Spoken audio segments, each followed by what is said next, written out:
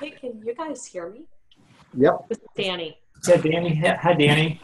Hey, so I'm coming in on an iPad and I'm not seeing where the chat feature is located on that. Any ideas? It's all the way up on the top, like where it has the red leaf, or I guess it disappears. So just touch your screen and a menu should appear on the top, and it's... I've got audio, video, invite, participants, and share. Under participant. Ah, I see. Okay, let me give this a shot. Thank you. You're welcome.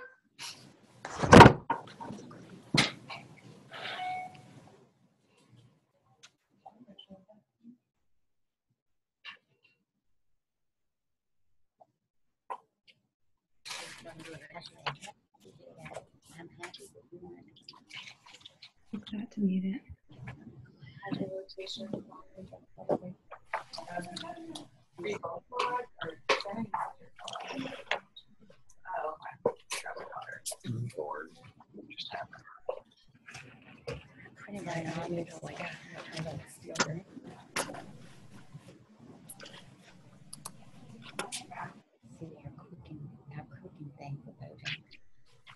How much is they go at least. Sometimes they go twice.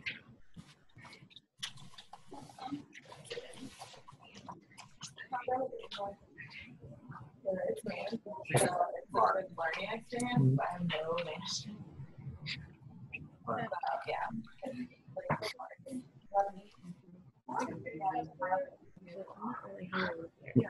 And then I eat my lunch. The only thing I eat like in between cries. So we come a long way from when we I think I'm not, because our screen's not big enough to catch them all. One of the things that we use. There's only so much you can do.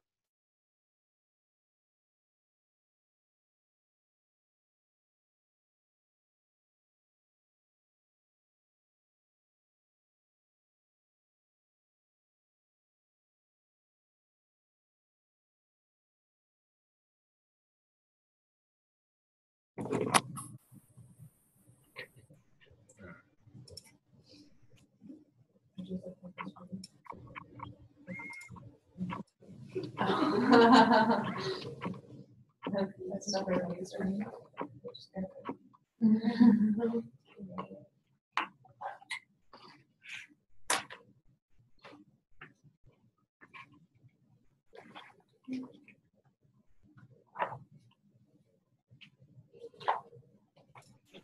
How's everyone doing?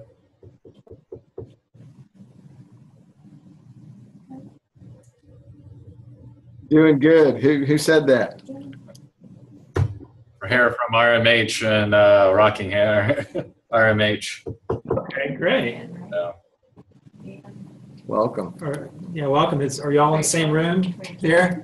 yeah, we'll have two others coming up behind me. They're just finishing up some stuff, and Okay. Okay. Are you Eric? that would be me. Okay, Eric. I'm Mark. So Nice to meet you, Mark. yeah, good to meet you.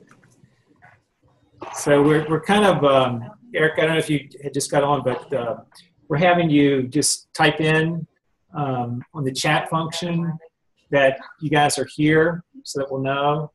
Okay. We can see you all on the screen here, but we're also having you kind of to get to know everybody to type that in, if you don't mind. So anybody that just came on, if you could, just make sure you go in and type in just chat to us that you're here.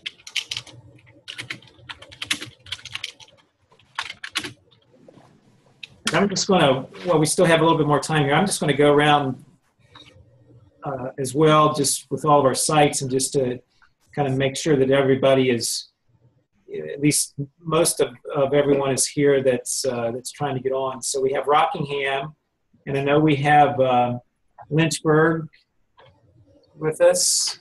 Yep, okay. Danny, I know you're with us. So from NIH, How about Lauren? Are all the residents from York in the same room with you?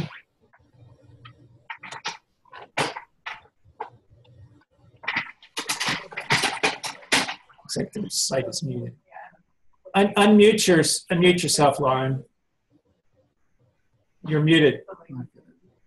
Maybe Rich. No, she's gone. Okay, that's right. Yeah. Okay. Hey, Lauren, we are recording this. There's another resident that could not be here as well, so we'll make sure that you all get the recording. Okay, that's okay, because our residency director was also going to come tonight. Yeah. Okay. All right. Let's see. How about Novant Presbyterian in Charlotte? Do we have you guys on the line with us? Yes, we're here. Okay. Okay, I see. All right. Is everybody there with you all? Are we all in the same room?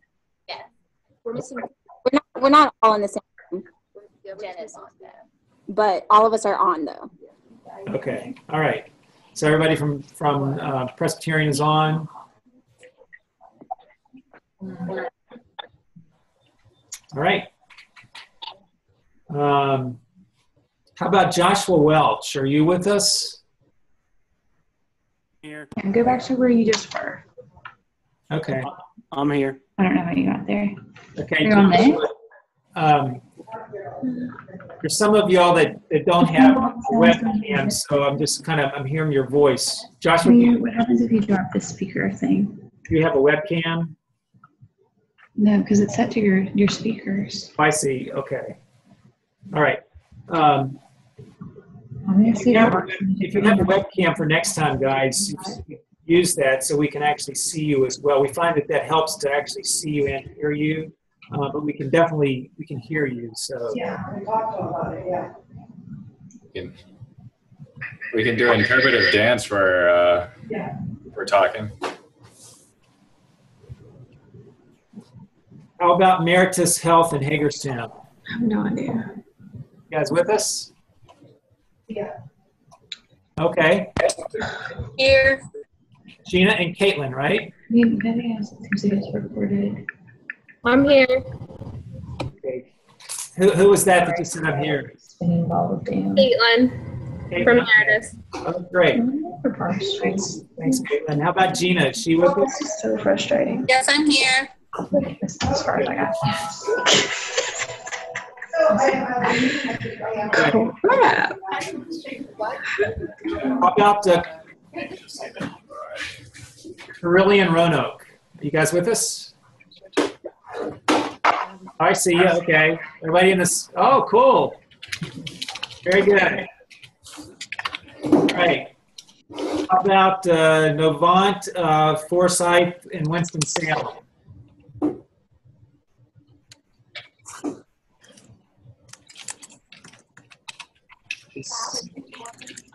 Novant, Forsyth with us? This is Jennifer Worley. I'm here. Okay, Jennifer, hi. Hey. Jennifer, Sedona, I'm here. who else? Sedona. Okay. Are you all in the same, you're all at different sites? Is anybody together there? Yeah. Okay. Just make sure that you, again, Google chat us to make, so that we know that you're here in case we kind of missed you. So just make sure you Google chat us. All right, how about Appalachian College of Pharmacy? This is Molly, and I'm here. We're all separate. Okay. Hi, Molly. Hello. This is Erin. I'm here also. Hello, Aaron. Randall, I'm here. Oh, very good. Okay. Looks like everybody's there. All right. And then we have Nicole. I think I saw it. Reston. Nicole, didn't I see you earlier? Yep, I'm here. Okay. How about Heather? I know how to use a camera. I'm here. Okay. Oh, okay. I see you. Very good. All right, and I think it's just our residents here. Let's see.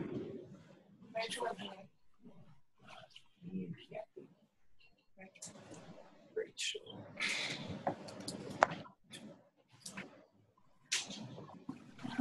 Oh, talk about Rachel Coleman. Oh, she's not okay. She's actually. Yeah, she's actually probably JV, yeah.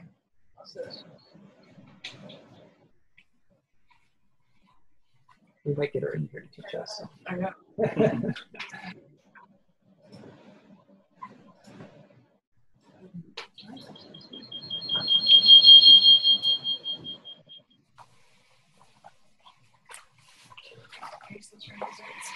Where did they throw something?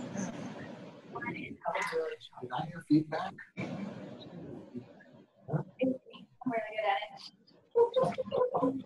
It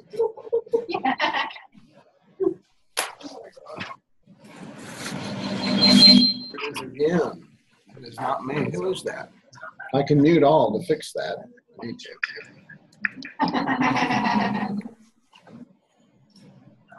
So I would put her.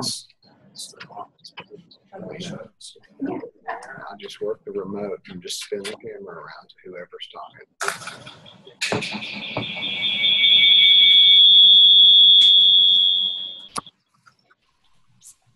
That's irritating.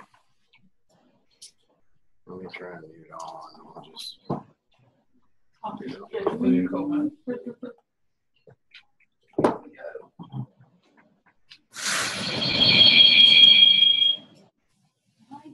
Okay, everybody is muted, so that should have gone away. Can you guys still hear us okay? Nod. Okay, good. Thank you. So we are not muted. They are. So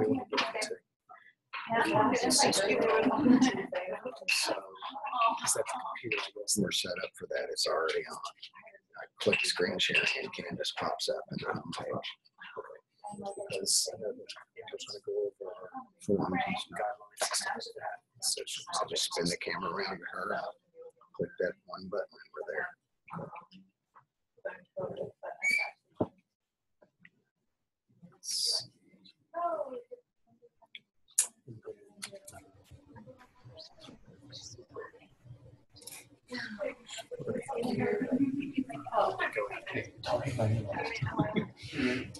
I've just realized it. And I wouldn't mind. So tell me what I'm doing again. Going over the portfolio. Just in general. basically, yeah. Did you make something? There's stuff there, but we don't have to go to it. Some people have already tried going to it. You know. People are. I would. Not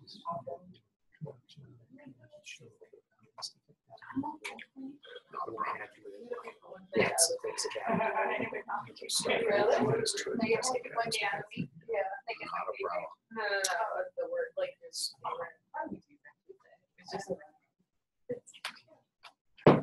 It's Wednesday, so after half a year. I just like Wednesday. Okay, so 6 o'clock.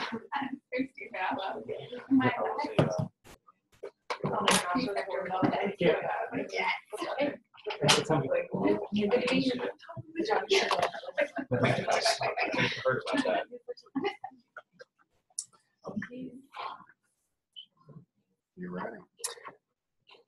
All right. Well, welcome everyone to our 2014 Pharmacy Residency Teaching and Learning Curriculum Program. It's good to have everyone with us, both here in Winchester and across several states, actually. And so hopefully everyone can see and hear us okay at the remote sites. And so hopefully you can. If not, I guess should they chat or just chat and let us know? So my name is Mark Johnson. I am a faculty member here at Shenandoah and also the Director of Postgraduate Education, and we're very pleased to have everybody join us with this program. This program is now in its 8th year, and you may note that the reason I had to hesitate about the name of it is we just recently changed the name of it. ASHP just put out some guidelines on these teaching and learning programs. We used to call these teaching certificate programs, and they are recommending that we don't call them teaching certificate programs anymore. And so our new name is the Teaching and Learning Curriculum Program. So instead of it being a certificate program. And so anyway, but it's still kind of the same. And so this year we actually have currently 57 participants taking this program. And so that's both residents, and we have several preceptors taking this program as well. And again, we're delighted that you're with us tonight and that you'll be with us this year. You can see locally here from our outside sites, we have, let's see, 3, 4, 5 residents here, at least at the moment. We will have a couple of others, the one that cannot be here tonight. And so, but you will see us here in the room. And so our residents here, we also have a couple of residents that are affiliated residents as well. They're joining us remotely from Reston, a hospital in Northern Virginia. But we have our program kind of broken down to both on-site and remote sites. We're going to go through the guidelines a little bit here in a few minutes with kind of a little bit of the differences between those two. But overall, I think this program really is to help you to become a better teacher. And so in pharmacy, most of you all, if not all of you, at some point will teach. Now, teaching takes many different roles. It takes many different, looks very different, but basically, you may go on faculty at some point, you may not, you may precept, you may do in-services. So all of that is actually teaching. And so this program is to help you with all of those different experiences. We've been doing this a while now, and so I think hopefully we've got it down so that we give you what you need for helping you with your teaching. But this is a lifelong process. You will not learn everything that you need to know within this first year. In fact, I've been doing this now for 15 years, and I still don't know everything I need to know. And so I think you will find that out, but this is to help you in your teaching and to help you become a better teacher. And again, so that you will also develop lifelong learning in what you do in terms of teaching. And so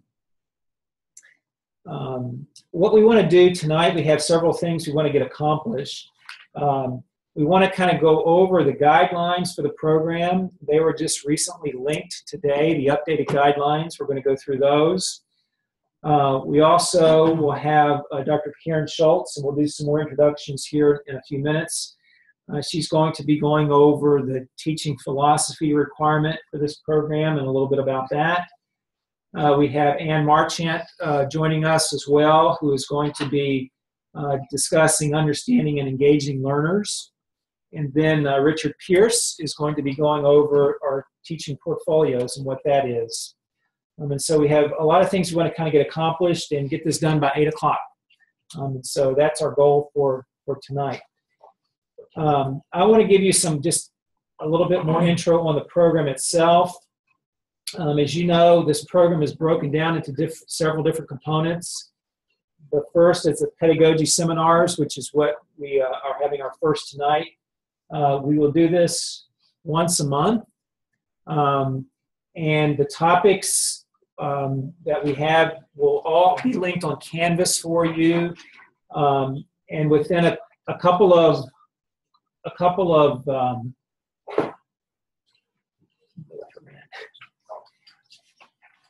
each month we have about 2 different topics that we're going to discuss. And so they will generally be voiceover slides, or also it could be some readings as well. And so the goal is to have you complete the work before you come to these pedagogy live discussions. And this is what this is meant for. This is more for a live discussion to help you to apply the materials that we're going to be going through. And so this is more application-based with these online discussions. But that's a part of it. The pedagogy seminars is to give you some of the background and the theories and whatnot behind teaching. Also, we have didactic experiences, and each resident is required to complete 2 of those, and Amber's going to go through those a little bit more here in a second. We also have experiential experiences, and so each of you will precept a student on a rotation. We generally do that in the spring. Sometimes it doesn't always work out that way, but anyway, they are the precepting experiences. And then we have small group facilitation experiences that you will get out of this. And that differs a little bit depending on if you're on site or if you're remote site. And again, Amber's going to go through that here a little bit more. And then you have the teaching philosophy component that Karen will go over a little bit more tonight, and then the teaching portfolio, which is what Richard will go over. And so this program is pretty comprehensive. If you look at what we do, it's to give you the theories behind teaching and best practices. It's also to have you practice these in all of those different formats that we talked about. And then as with any residency, there's a lot that goes into self-reflecting on your experiences and also being evaluated. And so there's a lot of that. And so for our off-site programs, you will note that you'll have mentors at your sites that help you with that, those materials. And then for the on-site programs, as you guys know, you all have mentors. And so your mentors are Amber and myself. And so we'll be going over that a little bit more tonight, actually after this session tonight, to kind of give you a little bit more details about that. Also, for the off-sites, we will be sending out kind of the School of Pharmacy mentors for you all as well. And so we will let you know about that. That'll be kind of in a separate email that we send to you, but it'll kind of be your contact here at the School of Pharmacy for some of these materials as well. Okay. So with that as kind of an introduction into our program, I'm going to turn it over to Amber Wessner, and she's going to tell you a little bit more about some of the nuts and bolts of the program and kind of go over the forms and things like that. And all this is linked on Canvas for you, and I think, Richard, you're going to, can they see Canvas now? Right now. We have a little program change. We're going to let Karen go first. Okay. If possible. Okay, I'll sit since her time is tight tonight. Yeah, so I can go after you. That's not a problem. Yep. So I'll switch places with you. Yeah, come on down. Yeah. Right here. So let me introduce Karen. She waves. Karen is our director at Center University for the Center for Public Service and Scholarship. And so that really doesn't aptly kind of describe what Karen does at the university, but Karen originally, I guess, is a respiratory therapist by training, who was the head of our respiratory therapy program for several years. Was also on our School of Pharmacy faculty, and she is also an educator, and again, heads up our Center for Public Service and Scholarship. She has, for a number of years now, coordinated our teaching philosophy part of this teaching certificate program. And so what I've asked Karen to do tonight is to go through the importance of a teaching philosophy. Why do we even do this? To give you a little bit more about that. I know that many of you all have kind of attempted a teaching philosophy already, and we have some more details about it that I'll also go through as we go through. But Karen's going to kind of get the juices flowing. and help you all to kind of determine best teachers and things like that that you've encountered in your careers up to this point. So with that, I'm going to turn it over to Karen. Thank you, Mark. Boy, get juices flowing. Let's get going here. First of all, welcome. It is an honor to be with you. I must say the group that I'm with and all of you remotely, congratulations on all of your accomplishments. I really am in awe of what you have accomplished. And the fact that you're taking the time to do this, truly, I am very grateful for you. Perhaps one reason why we're all here is that we have had and do have great teachers.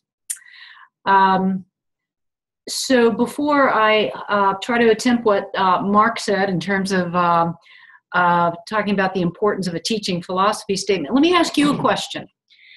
I'm going to ask, would you please think in your mind, picture a great teacher that you had. Just think for a moment. Can be preschool all the way up to now. All right, now I want to see a show of hands when you've thought of that person. I want you to be picturing that person in your mind. That great teacher, all right, I see one hand. That great teacher that made a huge difference in your life. All right, I've got hands all here. Okay, very good.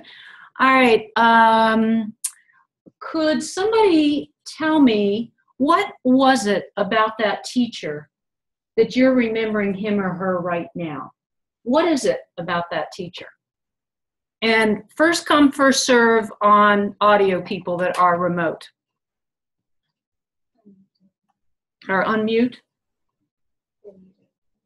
Is anybody unmuted? Hey, over here, Carillion. There you go, Carillion.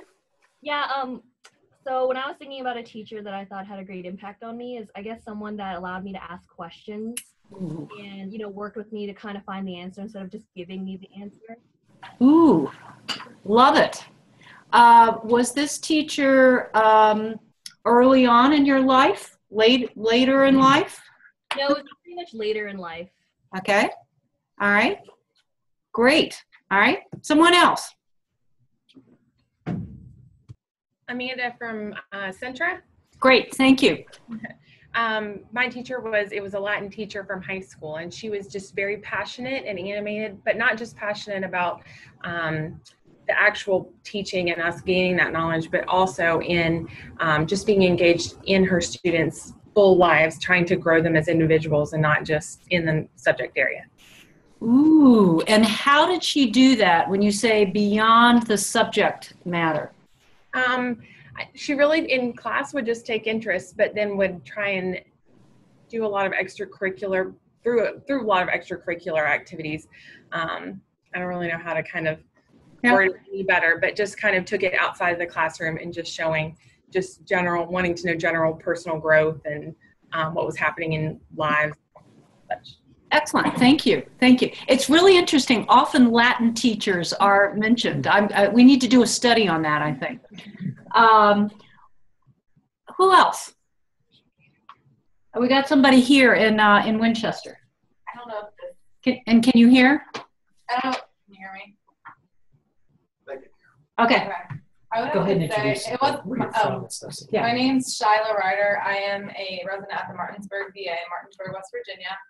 The person I immediately thought of was my softball coach, who is not a traditional teacher, but I learned so many life lessons from her, and she applied everything to just like realizing how you can continue to make yourself better and why you're doing something, and that's why I thought of her immediately, even though she's not your traditional teacher you would think of in the classroom.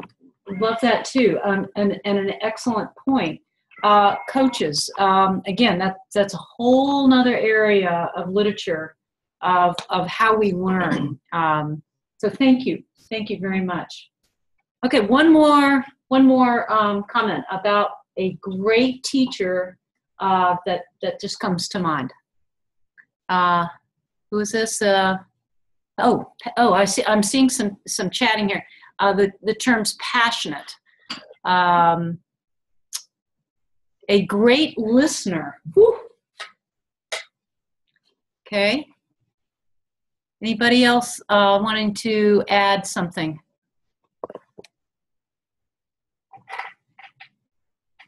It's the first time that never a preschool teacher has been, or somebody from back in our long days. So, Azure. Okay, one more. Accountability.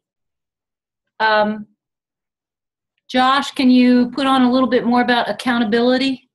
And I'll read another one while maybe if you can expand on accountability. I'm seeing enthusiasm, mastery, knowledge, great mastery of knowledge in order to be able to teach, motivational. I think it's helpful when we're writing this teaching philosophy statement of of characteristics that were helpful to you to learn. And thinking of a teacher perhaps that inspired you.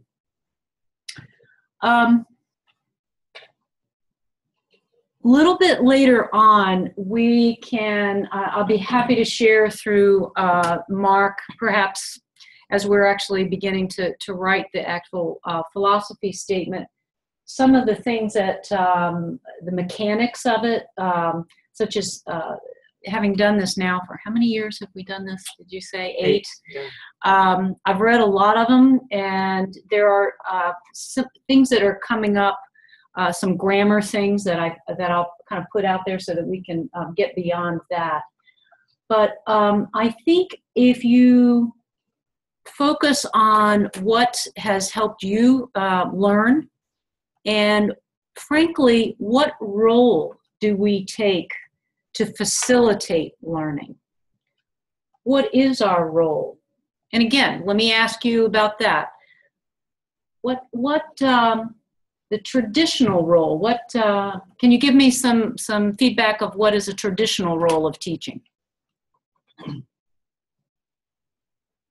This is Erin from Appalachian.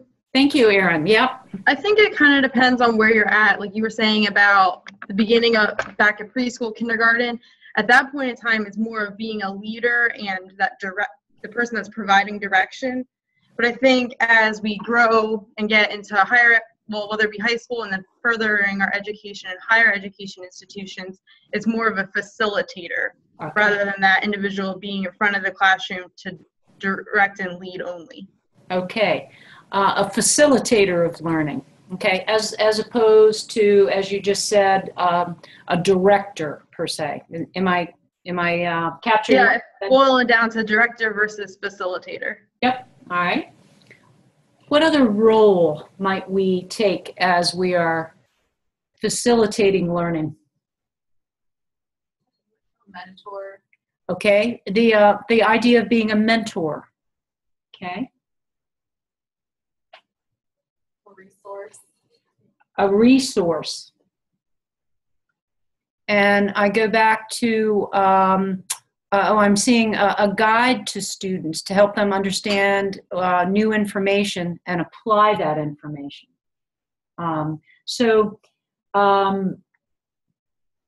As literature and as we learn more about outcomes of learning and teaching, we more and more are not so much having the sage on the stage, but this facilitation of learning.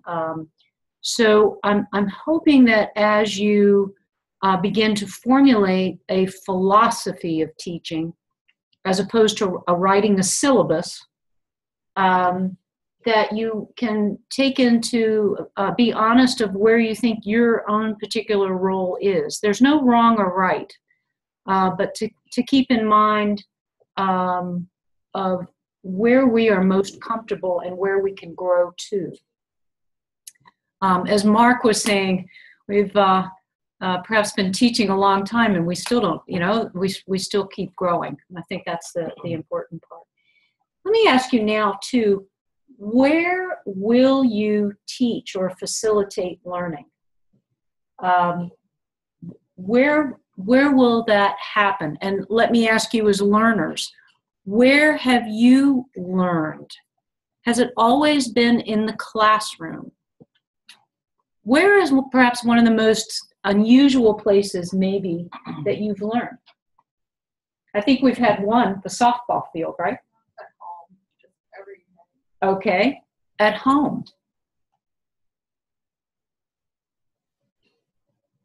Where else?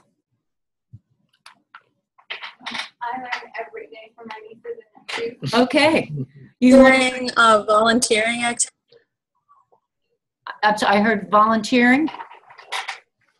During like practical experiences with preceptors or volunteering activities with them. Okay, right. I would challenge us to think perhaps in a hallway, in a casual conversation in the cafeteria.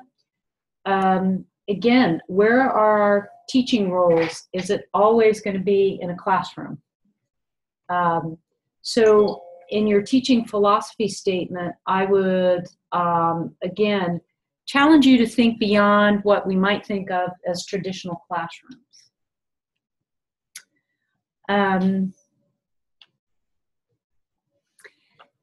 I will perhaps go into one mechanic.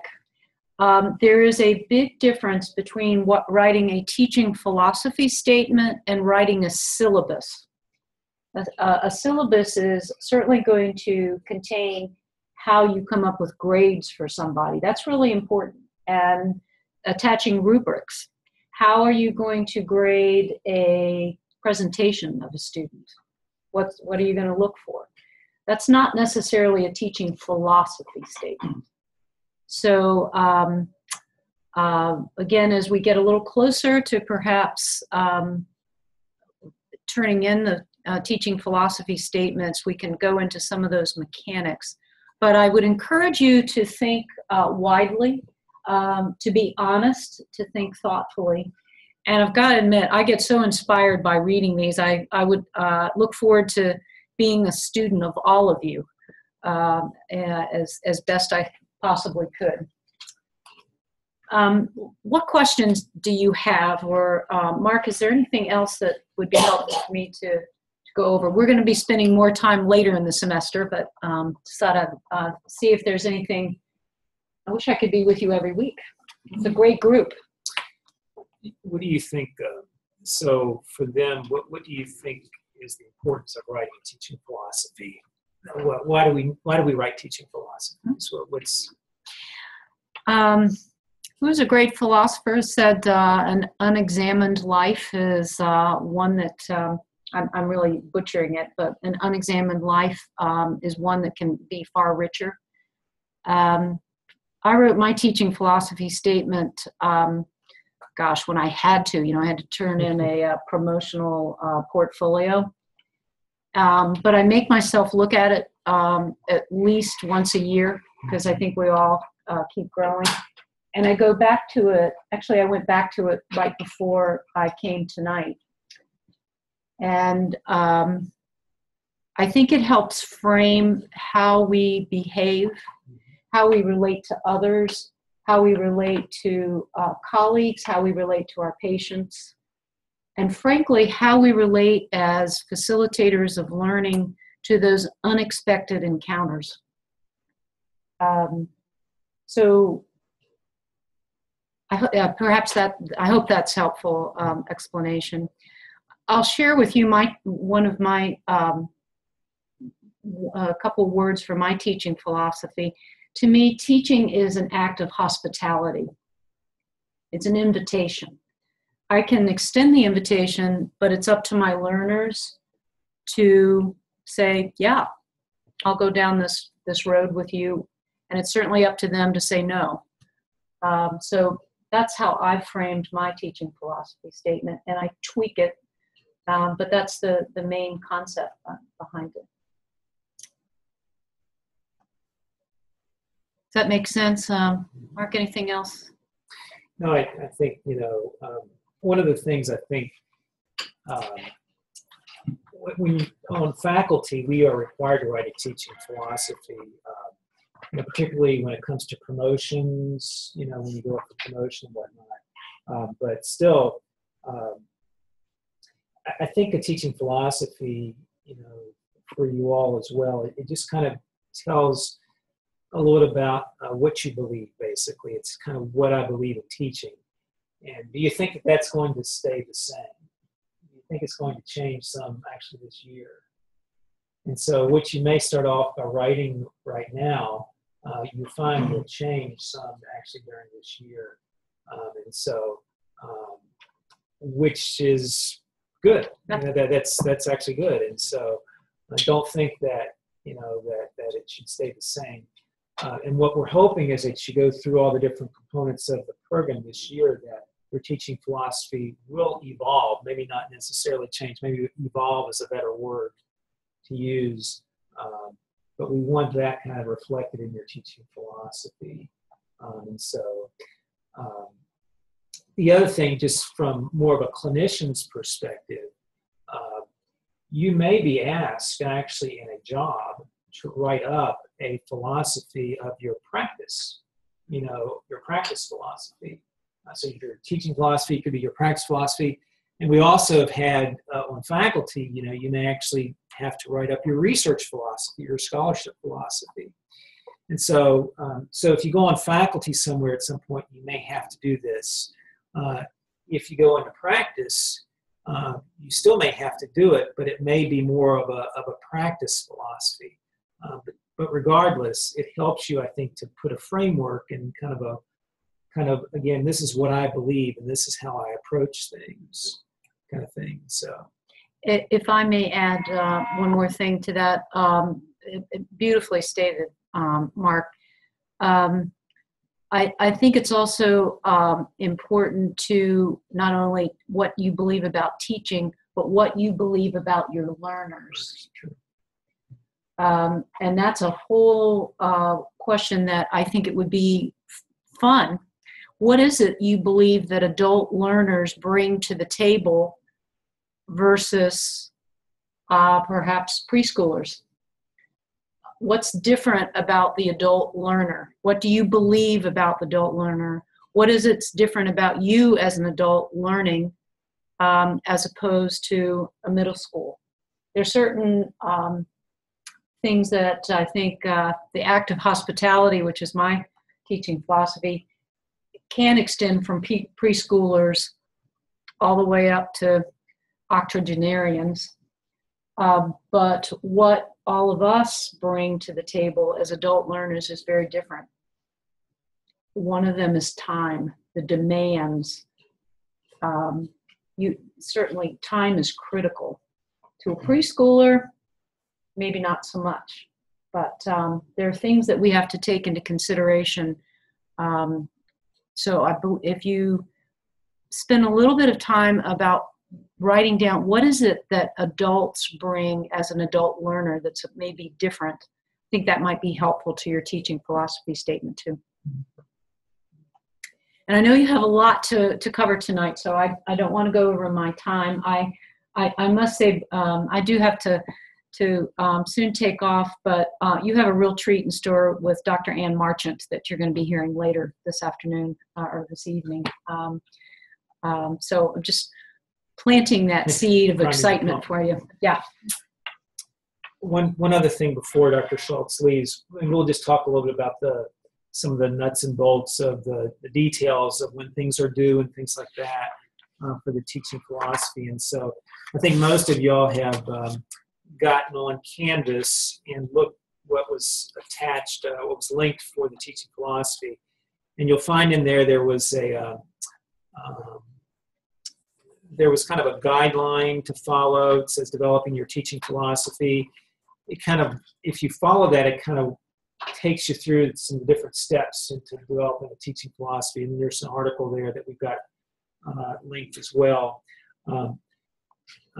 What we want you all to do is, if you haven't already done that, just take kind of an attempt at the teaching philosophy and writing a teaching philosophy. Now, what we'll do is we'll kind of have your first draft, and we will actually send this out in an email, but Karen and I had talked about this last week, actually, is that we would have like a third of the groups teaching philosophies due in January. A third would be due in February. A third would be due in March. Now, Karen gives you feedback on all that. So she's going to look at 50-some teaching philosophies. But what Karen is going to do is, and again, we will let you know more of the details about this in email, and you break you down in those thirds. But basically, in January, to send a rough draft of that teaching philosophy after you've had time to think more about it. Again, kind of get the, after you've had a few of the teaching experiences under your belt. And then Karen will get back with you within a couple of weeks with some feedback, and then we'll have a final draft due soon thereafter. And again, we'll give them some guidelines in terms of their due dates and stuff like that. But so that's kind of what we have in store. And then your final teaching philosophy will go into your portfolio, to your online portfolio. So generally, the teaching philosophy is about a page in length, I guess, in general, when you say. Yeah. It can be whatever. Yeah. But generally, it's about a page in length. Right. We kind of somewhat stopped short a little bit of giving you a lot of examples of teaching philosophies. And we do that for a reason. You could Google teaching philosophies and find as many teaching philosophies as you want. And you're welcome to do that. If you want an example or two, we could certainly provide that. But what we think is the best thing is that you come up with this, even if you look at some examples, is to write it on your own. Because it's your own thoughts. You don't want to really copy somebody else's. Now, you may take some elements that you like from there or something like that. But we really want this to be your own thoughts. Wouldn't you agree, Karen? Yeah, and thank you, Mark, for saying that. I think it's really important, and even if you're wincing and you think, oh, I don't want to turn this in, it's you. And Mark never sees that first one. At least I don't think he does. You send it to me, and I actually turn them around really fast, and we can talk about it, and I use track changes, and I try to get it back really fast. So I would really urge you to do these questions that we talked about. Try to write it up. If you find a cool quote, fine. But this is yours. This is yours, and I think we'll have some fun with it, and hopefully it'll be worthwhile for you in your teaching. And the one last thing is that we also emailed to everyone a survey that you should have done. This kind of like a pre-survey on this. Hopefully everybody's done that. If you haven't, please take a little bit of time before we really get into this and complete that pre-survey. And then we also survey you at the end when you're done with all this to see how far you've come. But we want you to kind of take that pre-survey for the teaching philosophy component, if you would. Okay. Any questions before, for me in particular? Or you can always email me, and I'm happy to try to answer for you. Shirley, looks like we've got a lot of juices going here. Thank you, and all my best to you. All right, thanks, Karen. Thank you. Yes. So let's see. Remember our choices. So do you want to meet you all?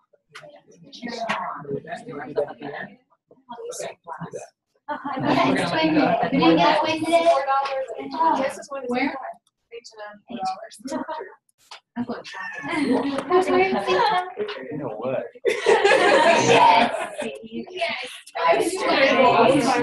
So similar. How are you? I know. Good. You're all set up here. Some canvas is open in the background. Alrighty, and that's the phone. And it spins right over to this. Hello, everyone. some introductions and let you take it away. Okay. Whenever you're ready. You're okay with going next. Another thing is just fun. Yeah, sure. Let me know though if that doesn't have it, we can resend it. What's that, the survey? A few people might have missed it or not have it in the email. It's working well so far. Good. Yeah. I have some PowerPoints. Can I can. Absolutely. Yeah, there's the canvas.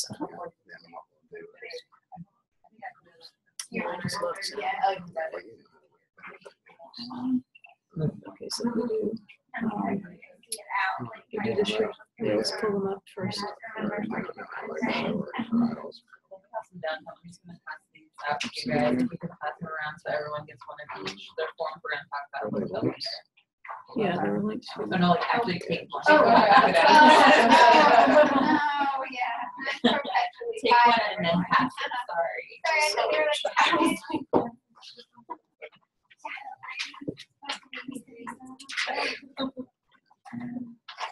Lots and lots of squares. It's color coded.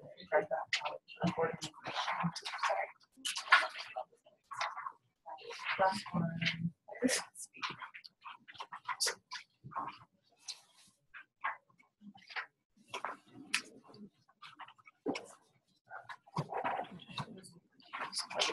Just so I have a reference point.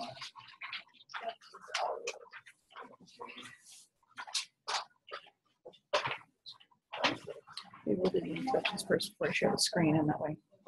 I think you're ready to. So let me see. Okay. You go. Let me see. All right, so let's go ahead and move on to our next presenter. We are very grateful to have Dr. Ann Marchant with us tonight. Ann is the director for the Shendo University Center for Teaching and Learning. She's going to be discussing understanding and engaging learners. I think you will really enjoy Ann's words. Ann is very knowledgeable. I went to a teacher seminar that she did last summer and learned a whole lot from her. And so she is incredibly helpful here at the university at our Teaching and Learning Center. And so this is kind of some of the, before we get into some of the actual practical aspects of our program, this is some of the theories and the importance of learning some of the different learning styles and whatnot that Ann's going to go over with us. And so I think you guys should have already seen her slides and the voiceover slides that she did, but I think Ann's going to then kind of take it to that next level and more discuss it tonight. So turn it over to Ann. Thank you so much. And it's wonderful to be with all of you, those of you who are joining remotely and those who are here. I always enjoy this program, and it's been just really rewarding to see this program grow tremendously over the past few years. So welcome, and I'm going to look forward to working with you. I'd like to actually start by just telling a little story. I was enjoying the end of Dr. Schultz's talk on teaching philosophies, and I was having a flashback to when I was a faculty out at Berkeley, and I was hiring new faculty, and I got the teaching philosophy of one fellow who had been highly recommended to us, but his teaching philosophy was that he thought he needed to be superior to his students, and he needed to dress better, and he needed to make sure that they knew their place, and they were inferior to his status. And I'm not exaggerating, it was like this. Needless to say, he was not hired. So I know they warned you about not looking at other examples. This would be an example not to follow. So anyway, I don't know if he's ever employed anywhere. Anyway, all right. So I'm going to share my screen with you. Are you folks who are joining remotely, can you see my screen okay? Do we have audio? Okay. Most of them are muted, so. Okay. Oh, they're muted. Okay. And so maybe, all right. Okay. Well, let's assume somebody will let me know if there's a problem. It all starts with learning objectives, right? So anytime you want to teach anybody anything, you need to be thinking about what it is you want to accomplish. What is it that you want your learners to learn? And usually these are described in such a way that you say, at the conclusion of this lesson or conclusion of this course, the student will be able to, and you describe what it is that they're going to be able to do. And then you should also build into whatever it is you're teaching, a way to assess whether or not the learning was successful. It might be, in the case of a formal class, it might be a test. If you're mentoring somebody, you might have them replicate the activity to make sure they can do it. But you should always make sure that the learning was successful. One of the important principles of learning is that you need to always connect new knowledge to prior knowledge for successful learning. And if the prior knowledge isn't there, the new knowledge doesn't get successfully connected. And those of you who've done math, is anybody here besides me math phobic? Okay, all right, you can't go on, right, if your math foundation is not solid. And so that's a really good example of that kind of thing. Okay, so learning objectives are important and being able to assess those learning objectives. So we're going to go through the different learning objectives in a bit. I might also just give you another good example that comes to mind. If you were educated in the United States, probably at some point in time, you had a teacher who made you memorize the 5 Great Lakes, right? Can you come up with them on the top of your head? Yeah, okay. Probably somebody could learn them, but maybe somebody knows them, but probably most of us have to think about it. Maybe come up with them, maybe not. Okay? All right. So, but imagine if I now tell you the acronym HOMES, H-O-M-E-S. Now, can you tell me the 5 Great Lakes? You got it, okay? And why is that? Because we had a link, we had a connection to that prior knowledge. That knowledge was there. It was there, but getting to it, having a trigger. And so being very intentional about your learning, having ways to connect knowledge turns out to be tremendously important for that deeper learning that we're finding out is the key to success. Education is expensive, it takes a lot of time, so we want to be successful at it and we want to use our time effectively. Okay, any questions so far? Okay, all right. I love this slide. Who was the best teacher you ever had, or the worst teacher you ever had, or maybe the best teaching or learning experience you ever had? Can you think back in maybe high school or grade school or college, doesn't matter, to a learning experience that was really great that you'll always remember, or maybe one that's left some scars that you'll always have? Anybody want to share some? I can go. I think mine will be, of course, the best teaching experience. It actually was in pharmacy school.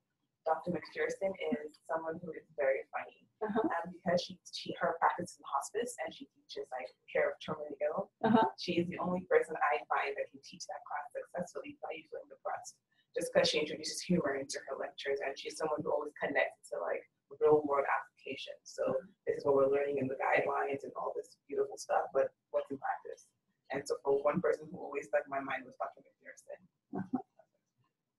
Okay, now let's dig a little bit deeper into that. So humor is important, but what does humor tell you about the person who is teaching?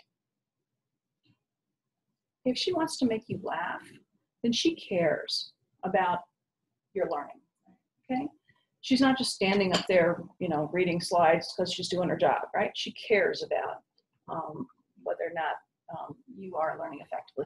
And also, I think you implied that she knows her stuff really well, and she connected it to real world applications. So relevance of learning, those are all, I'm picking up on key points in just the few sentences you've said that tell me that was just a really fabulous teacher. Anybody else share a really good one or a really, really awful one? A really awful one I had recently was a genetics teacher. Sorry, did someone else? Was the kinetics teacher, and you could tell she was doing it because she had to. Just her tone, like she had no humor. When we would ask her questions, she would like fumble around, and it was so boring, and it was kinetics first of all, so it wasn't like great subject for me at least, but you could just tell she was just so uninterested, and it was just reflected a lot. It just really made me think like I never want to be that type of teacher, even if it's something I don't want to teach, but it's what I need to do. Like at least, you know, that's my job, and I need to, you know, fulfill what I'm supposed to do at a high level. So. Yeah, I often, when I work with faculty in workshops, tell them that their passion for teaching is often the most valuable thing that they bring to the classroom. Students will forgive you if you make mistakes. We all make mistakes. But if you have no energy, no enthusiasm, no concern for the student, it's all over. And that's why day one of the classroom is always so incredibly important, because that's the time to make that first impression and to set the tone. Okay. How about the folks who are joining us remotely? Are there any questions or comments? Maybe we can open up a chat window here and see. Any comments from folks who are joining us remotely? I'm assuming they listed from the bottom here. Yeah, down the bottom. Okay, all right. Oh, here we go. In middle school, our algebra teacher would just put on The Simpsons, pause it when Maggie gets, let's say, scanned, and told us that was our math for the day. Okay, well. Yeah, not a lot of content there. Yeah, really, yes, it really helps if the teacher actually knows what they're talking about, right? Yeah, some respect, yeah. Okay. All right. How about that? That's an interesting one. We're in college, Cal, he was teaching only to fulfill his requirement to do research at the university. That's unfortunate. Yeah. You know that. Right. But that does occur. Okay.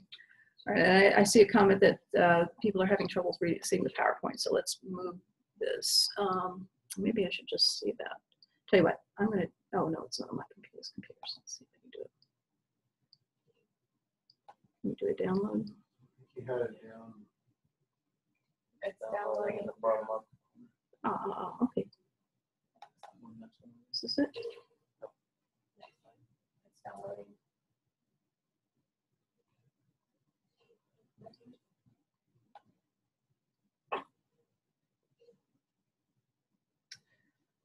Okay. Let's talk a little bit about learning styles.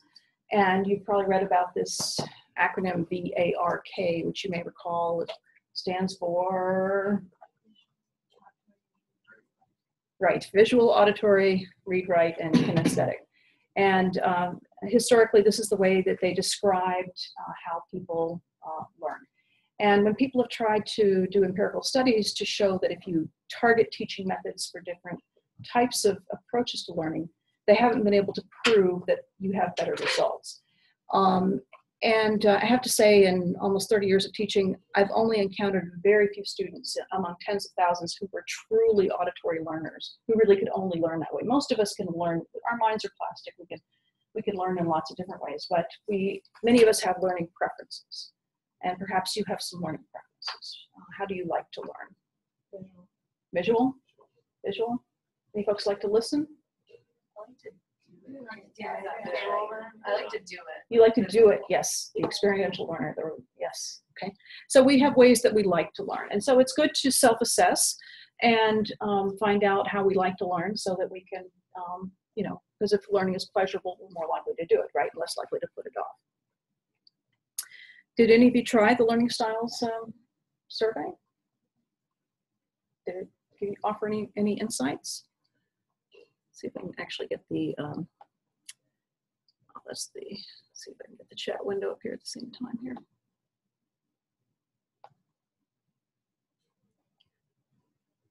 All right, let's move this over.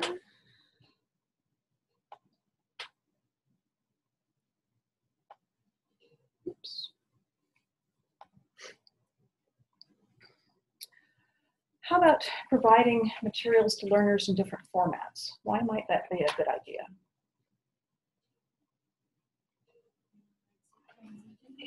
Everybody's different, right?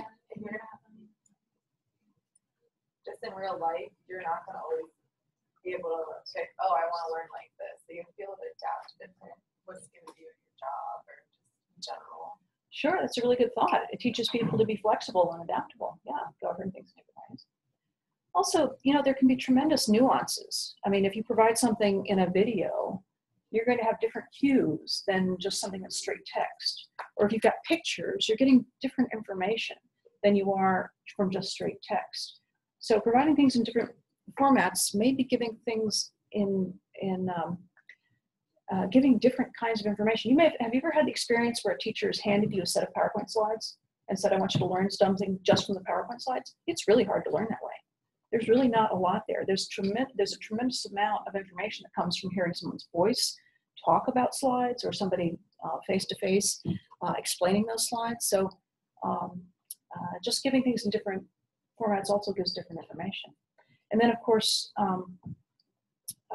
you may have someone who has a disability where they really need material provided in a different way. So we always have to be conscious of that as well. Okay, did anybody watch the TED Talk on mirror neurons? I thought that was kind of cool. Yeah, this idea that we're kind of pre-programmed by evolution to learn by watching others. And example that always comes to mind is if you think about learning things, you know, what kinds of things do you learn best reading about? What kind of things do you learn best by watching someone else do them? And then maybe take that to the next step. What about doing it yourself? And the example I like to think about is making a cake. Okay, if you make a cake, reading a recipe, do you know how to make that cake? Well, maybe if you're a pretty good cook, but how about watching somebody else make that cake? You get a lot more information there. You're going to learn a lot more. And then finally, if you make the cake yourself, then you're really going to master that, right? And if it's a really complicated thing you're trying to do, maybe it's not making a cake, maybe it's, you know, I don't know, you know your field better than I do, but you're doing some complex formula to create some master drug, I don't know. That's something you're not going to get from just reading about it, right? So, alrighty, scaffolding. Anybody remember what this idea of scaffolding is? This is just a tremendously important concept. That's the linking the old knowledge to the new and building off of what's already there.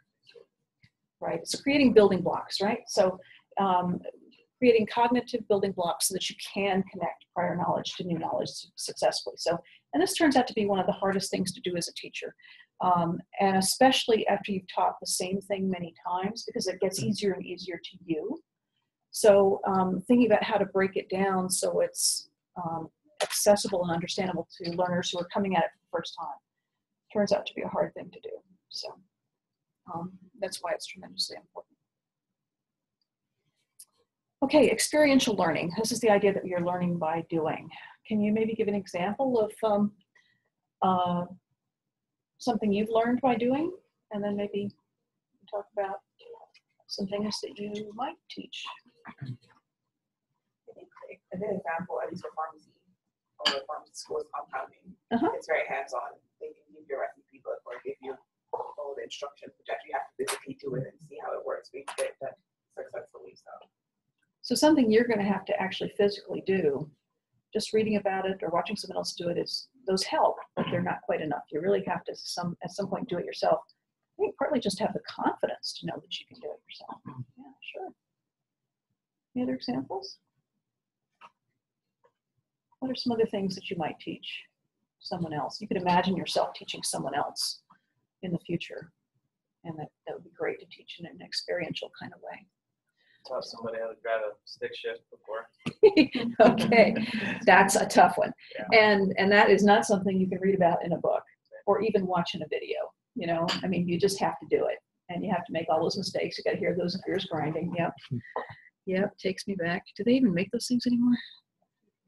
Do they? I used to love my stick shift. Let me pull the chat window up in case I'm missing anything. Sports, yes. Compounding, yes. Some people prefer images than and text, or some people prefer charts. That's absolutely true. Quantitative information, yes. So thank you for those comments. Okay.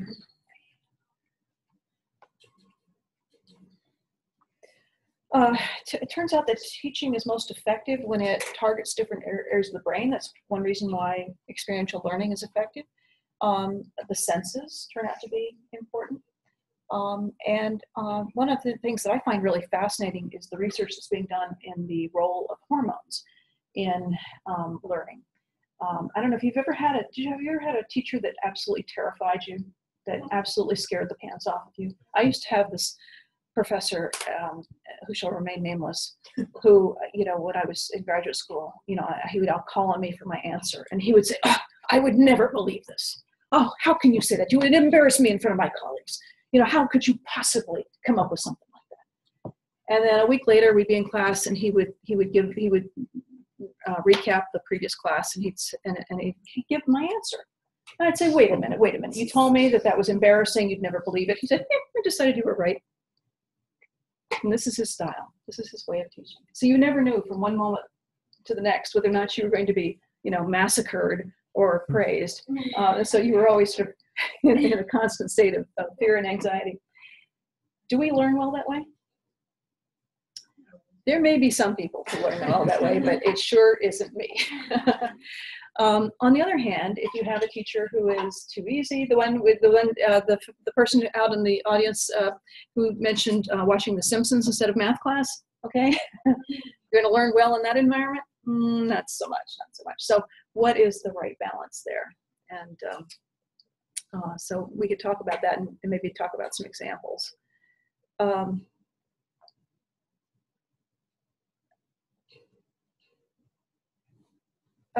Some other things to think about: repetition is important.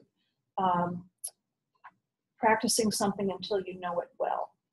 Sometimes students talk to me and they say, I hate, you're going to ask me to give a presentation in your class, and I just can't present. I'm a terrible presenter. I'm afraid to talk in front of people. And the secret to succeeding in presentation is to do it and do it and do it until you know it cold. And because when it becomes a dominant, it's a little bit of psychology here, when it becomes a dominant behavior for you, you will do better in front of an audience. If it's not a dominant behavior where you're unsure of yourself and you're anxious, you will do less well than you were just talking in the mirror. So practicing until it's a dominant behavior is really important. Have you ever had the experience where maybe you were asked to do a presentation and you were walking into a strange room that you'd never been in before, and you were unsure about the equipment, you were unsure about the lighting and how your voice was going to carry? That adds a lot of stress, right? So it's helpful that when you have to learn how to do something that's important, that you do it in an authentic environment. You get to practice in the place where you have to do the activity. So that turns out to be very helpful. So if you're compounding, you've got the right equipment, you're in the right place, the right kind of setting, even if it's not the actual setting, it's it's the right kind of lab environment. Sure. Okay, so let's have fun with these. Instructor X has students memorize facts and figures and gives multiple choice tests. Instructor Y bases readings and lessons on lab work, and then those concepts are practiced using real world examples. Whose students will remember important concepts 10 years later, and why? And whose students will be more likely to continue their education? I'm going to pull up the chat window so that we can see. We have contributions from our folks who are joining remotely. So what do you think? The first one, just memorizing facts? Yeah, I think that's why? The second one, okay. All right. Yes, why? Why? Because it's more interesting and applicable. The second teacher. Okay, thank you for those contributions. And yes, and I would say it's the second one. And I think partly it's because you've got the experiential aspect, you've got the lab work. I think it's also because those kinds of activities are going to require more critical thinking. Okay, if you can memorize facts, especially when you're young, memorizing is not so hard, but you can learn it very shallowly. Have you ever had the experience where you cram for the test and then you take the test and you do fine, and then a few days later it is gone, right? Okay, that's not an effective use of your education, right?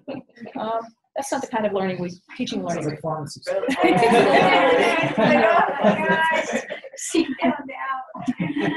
Not at Shenandoah.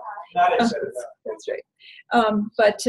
I think one of the things that is hard to teach, but if you can teach it, is the best thing you can offer your students is teaching them to be curious and to be lifelong learners, because change is accelerating. The world we live in now is going to be, 10 years from now, we're going to look back at this technology that seems pretty amazing now, and we're going to go, oh, that old stuff, So we have to be adaptable. We have to constantly be retooling and relearning. So thinking about teaching strategies that help our learners stay curious and interested and active in their learning.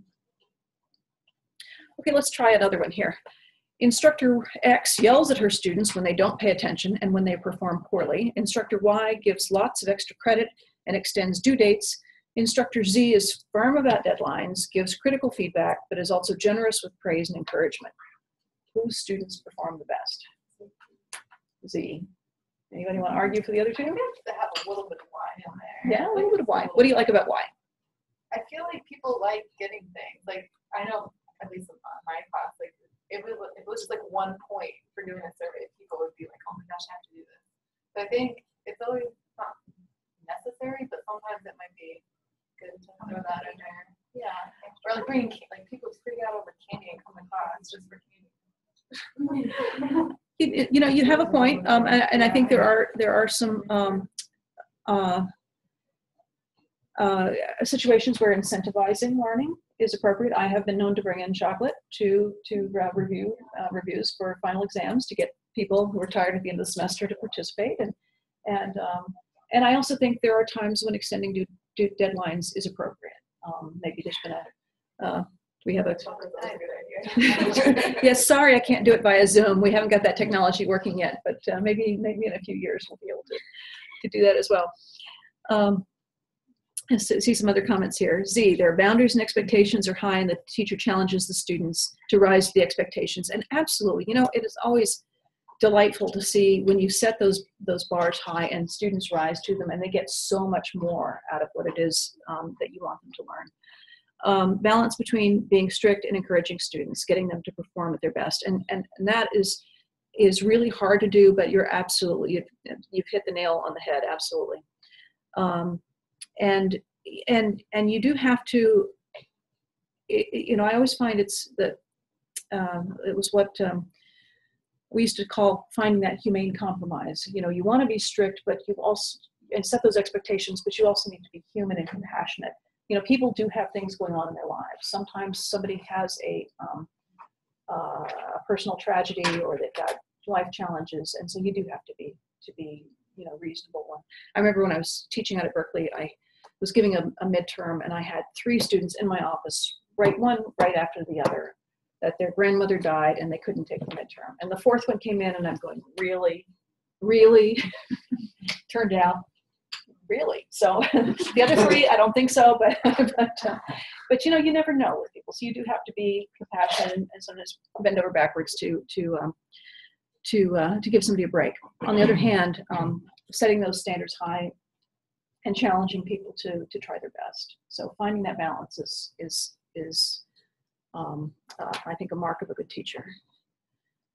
Okay. Let's see where we are here. Oh, I have to share this story. I was actually sharing this story with our Apple rep earlier today. Alan Kay was one of the bright minds behind early microcomputers, and a lot of the ideas that went into the Apple computer were attributable to him. And he and some of his colleagues were doing research on how people learn, and because they wanted to apply it to how people learn to use computers. And he described some of their studies where they would ask a child to make a perfect circle, and a young child 4 or 5 years old, who's still in the physical phase of their development, will stand up and then will go a little and turn a little and go a little and turn a little. And you ask the student, how are you making the circle? And the child will say, well, I'm going and I'm turning, I'm going, I'm turning. And sure, that's a great way to make a circle, right? Perfectly valid. Now you take a slightly older child who is has learned to read and write, 7, 8 years old, and ask that child to make a perfect circle. They will draw a dot on the screen or the board or piece of paper, and then they'll draw equidistant dots around that central point. And you know, if you make enough of those points, you've got a perfect circle, right? You take your basic adult, 18, 20 years old, and you say, make a perfect circle. You know what they say? They can't do it. They evade the question. It has to do with geometry and protractors and compasses and I don't know, pi, I don't know. I need something, I gotta look that up on the internet. I've got to Google that. You know, now why is it that the little children can do things that have that, they have that creativity, they have that problem solving ability that that adult does not have? They're immersed in it and they're like, that's what they do on a daily basis, is learn, and they're in that environment where adult, you kind of just get comfortable. You don't have to keep learning, you have to take an active role in your learning. Yeah. And that's kind of a little sad. It's a little bit sad, right? If you let yourself get too complacent and you lose that curiosity and that creativity, and you think about fast forwarding. I mean, you all are, you know, you've got many years ahead. You don't want to, you know, stop learning and growing too soon, right? So that's a really hard and really interesting thing. How do you instill that in your students? How do you get them back in touch with the creative side of their mind? How do you get them to be to forget about all of those scars from high school geometry and all those bad experiences from math anxiety? And how do you get them to think about problems in a fresh way so that they can learn and problem solve effectively? Can you think about any strategies? How would you approach learners with the kinds of things you might teach in a way to get them to be creative? I think one thing I noticed with school was we're really scared to be wrong. So if you're called on in class and you don't know the answer, you just automatically go into a little free mode. But when we have like group discussions and group participation, it's a smaller group. So even if you're on, it's just you and your colleagues. So having small group discussions and small group activities makes it easier for people to be more creative with their answers and thinking outside the box, versus just you in a huge class of 200 people and a professor. Yeah. So that was one way to do that. Yeah, you've hit on a really important point. A lot of learning theorists talk about the importance of creating a learning community in your group. And you may have noticed that in this group, I mean, this class is just starting, but already we've got ideas free flowing. People are comfortable. We're you know, coming up with ideas and bouncing them off each other. We're not in an environment where people are competitive and you're anxious about speaking up. So making your learners comfortable and encouraging them to help each other turns out to be incredibly important. Some learners work just fine on their own and they don't need help from other people, but most of us do better when we're in a learning community environment where we have the support of our peers. And Dr. Johnson, Dr. Pierce will tell you that that when you are working on faculty committees that work well are those where we bounce ideas freely off each other in that kind of approach. Okay, I'm going to pull up the chat window here just to make sure I haven't missed anything from our participants here. Okay. All right, let's move on. Oh, here we go. How do you adjust the expectations between adult and child? The child circle might not be perfect, where the adult thinks there might be an expectation of perfect circle. Yes, and you're absolutely right. And that probably does have a lot to do with it because as adults, our standards are higher. and that's true. I didn't, it was a little bit of an unfair question. That's true. But it also, I think, speaks to the fact that we put too much pressure on learners so we don't let them be creative, then we may not get to answers that are perfectly valid. Because it turns out that if you take that going and turning and use that as a computer algorithm, that's a perfectly valid method of making a circle, as is the equidistant dots. So, but that's a perfectly fair point. You're absolutely right. Okay. All right. So yeah, one thing about being a good teacher is understand, and Dr. Schultz touched on this a little bit, is thinking about your learners. And you know, it used to be when I was in grade school that we took IQ tests, and that was sort of, we were just sort of ranked by that, and that's what we were. We were either, you know, here, or we were here. And now people believe that there are lots of different types of intelligences, that we all have different aptitudes. And one of the things that's been interesting for me working in different disciplines is seeing that when I was teaching IT, very different kinds of learners than when I was teaching computer science. And then when I was teaching biology, totally, again, people who look at the world in a totally different way. So understanding the aptitudes of your learners, and even within that, those group of learners, what their individual aptitudes are, can help you bring out the best in them. Some people are more creative visually, artistically. Other people might be more articulate verbally. You know, what are those learners' strengths, and what do those learners need to work on to improve? Anybody ever try a Myers-Briggs test? Yeah? And what did you think about it? Pretty what? Accurate. Was it accurate?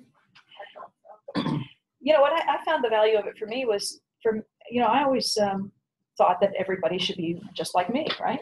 You know, and that my way of thinking and doing things was the right way. And then I realized, you know, other people have perfectly valid ways of looking at the world that work for them, you know, and helping, you know, giving other people, giving insight into others' approaches to work in particular. I think can be very helpful, especially if you're working in teams and trying to work together. All right. Let's let me pull up the chat here.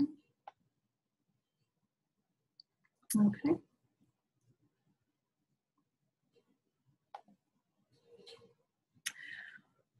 All right. Mentioned earlier that it's really important to start off any lesson or class with an upbeat, positive tone to set the right tone for the class. Do you all have any thoughts about how you might approach learners you're meeting for the first time? What would you do? Maybe you can think back to examples from your own classes of either good things or bad things that you might do when you're meeting students for the first time. One of our professors started every class with an icebreaker.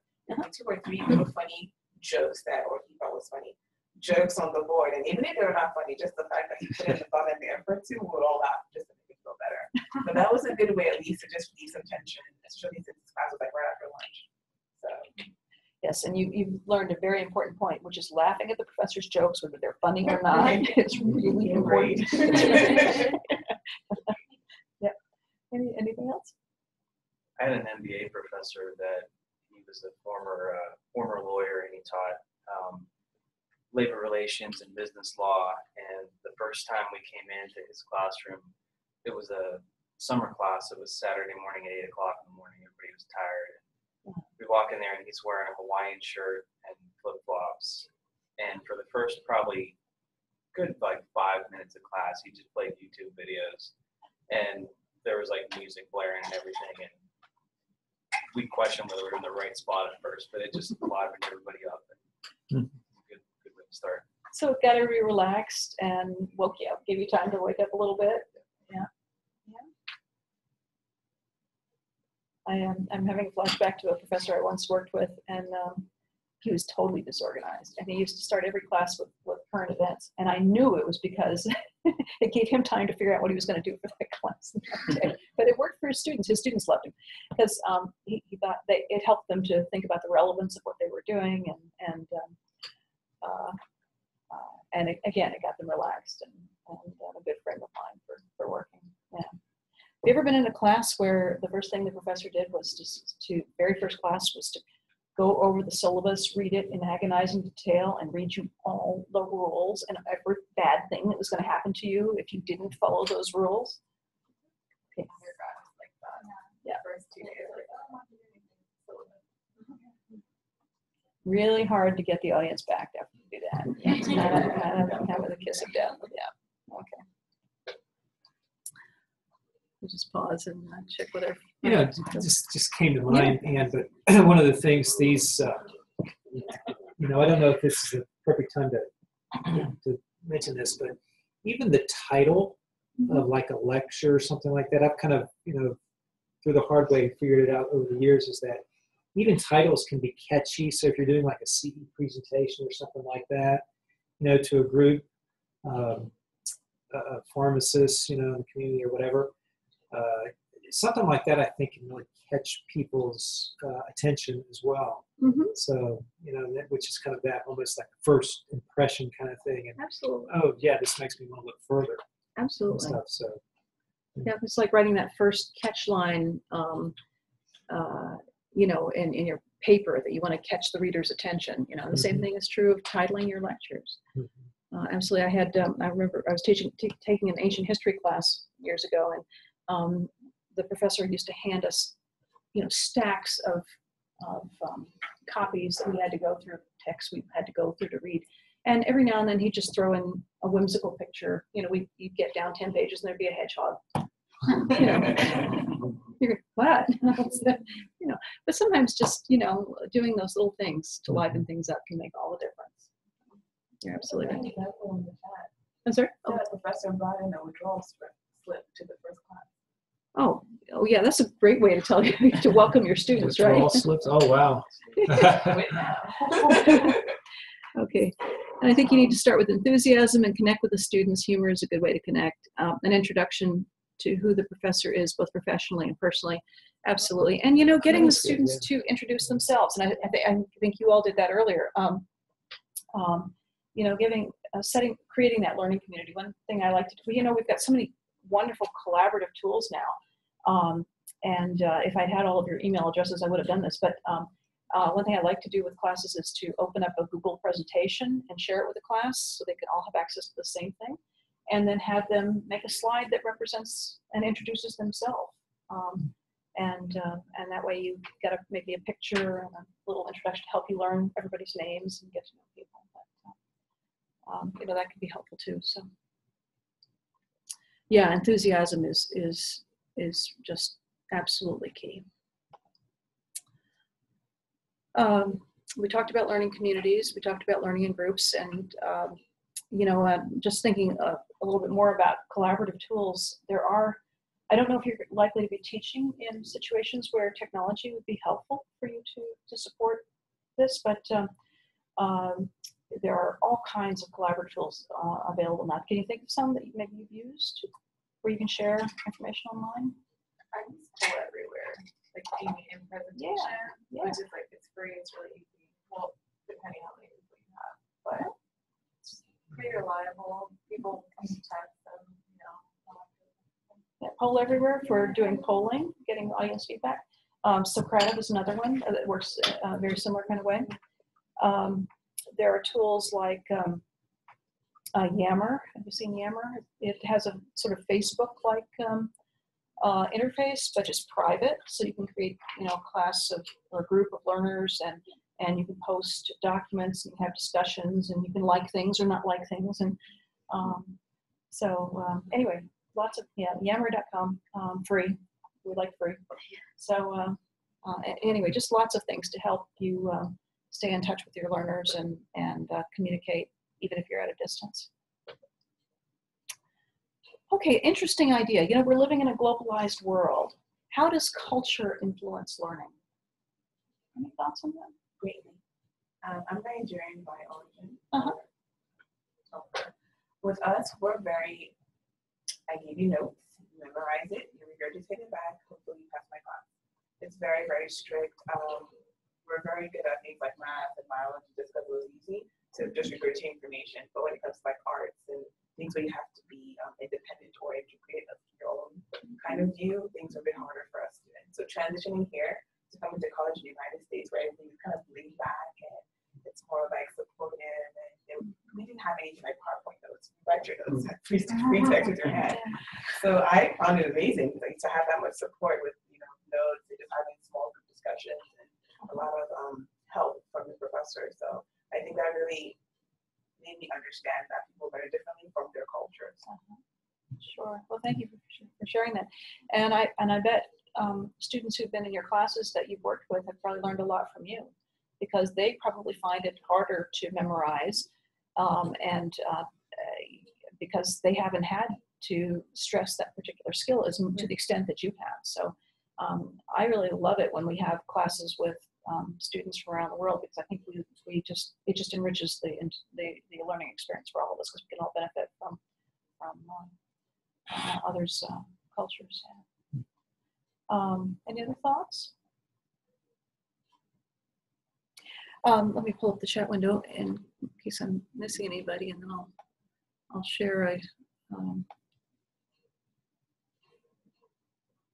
okay, expectations, accountability, and responsibility changes with culture and generations. Yeah, that's really true. And yes, I'm glad you mentioned generations because it's really true that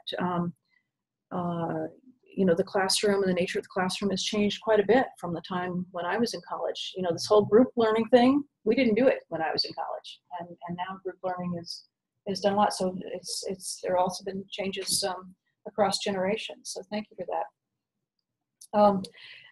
Some years ago, I started experimenting with doing some classes online and doing blended learning before I knew what blended learning was. I just thought it would work for my students. So I thought I'd give it a try. And I had them post answers to questions on a bulletin board. This was back before, when bulletin boards were new, and this was a new idea, back around the dawn of time. And I was teaching information technology at the time, and a lot of international students, but predominantly male. Okay, 3/4 of the class were men, and 1/4 were women. And a lot of the women were from countries where they were not encouraged to speak up in class. And being in a class where you've got 3/4 men, they were definitely not speaking up in class. Okay, so had really difficult time getting the women students engaged. But when we did the online discussions and I required them to participate, suddenly I'm hearing their voices. And suddenly the whole tone of the class changed. I mean, it was amazing. Just helping them find their voice, having the technology help them find their voice, just changed the whole character of the entire class. And so it was really an eye-opener for me to realize that the classroom dynamics, which were happening for a number of reasons, not just culture, but really made a huge difference in the tone of the class. So it's always something to be aware of. Any other thoughts? Okay. How are we doing for time, by the way? 7:25, so we're good. Okay. How much more? We end at 8. So, you end at 8, and is there? And we have a. Oh, okay. Just a few things. All right. So maybe I should wrap it up. Or you? How much time do you need? We probably have Yeah. So maybe like 10, 15 more minutes. Yeah. Okay. All right. Okay. Just didn't want to run over my time. Okay. All right. Did you have a chance to see the selective attention video? You may have seen it before. So did you see the gorilla? You did. You saw the gorilla.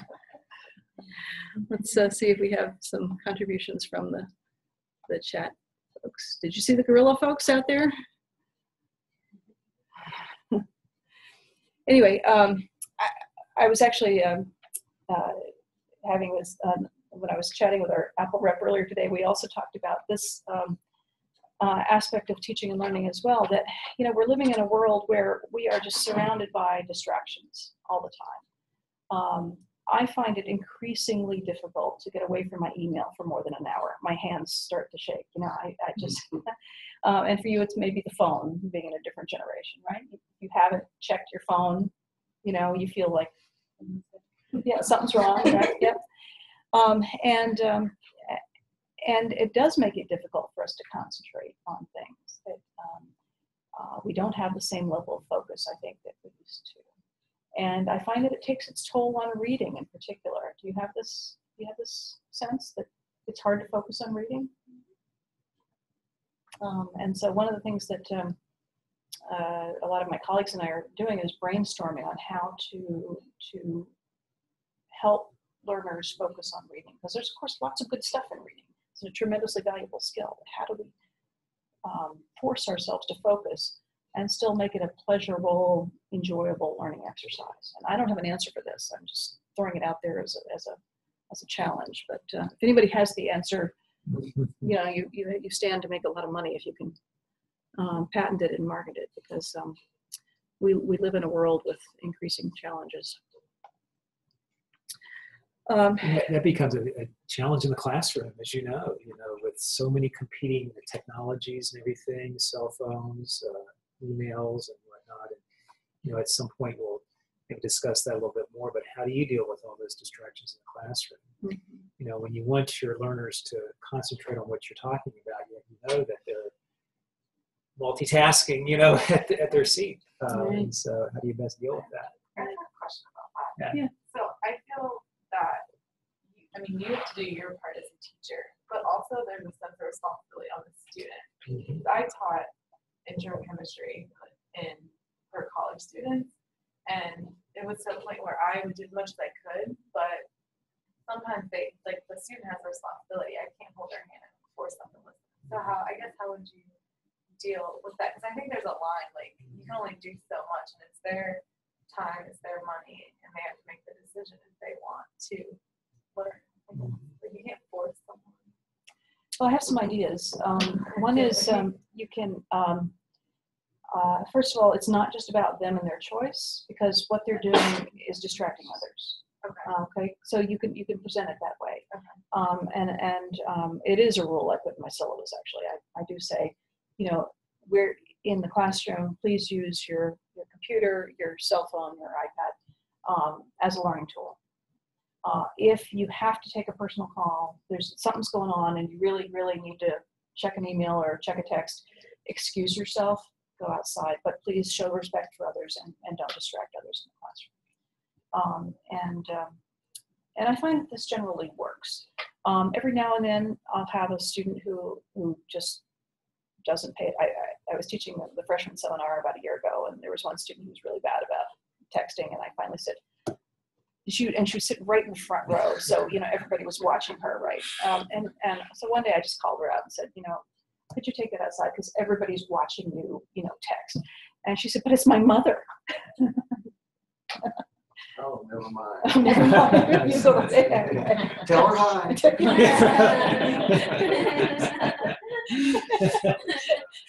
So anyway, but yeah, it's a problem.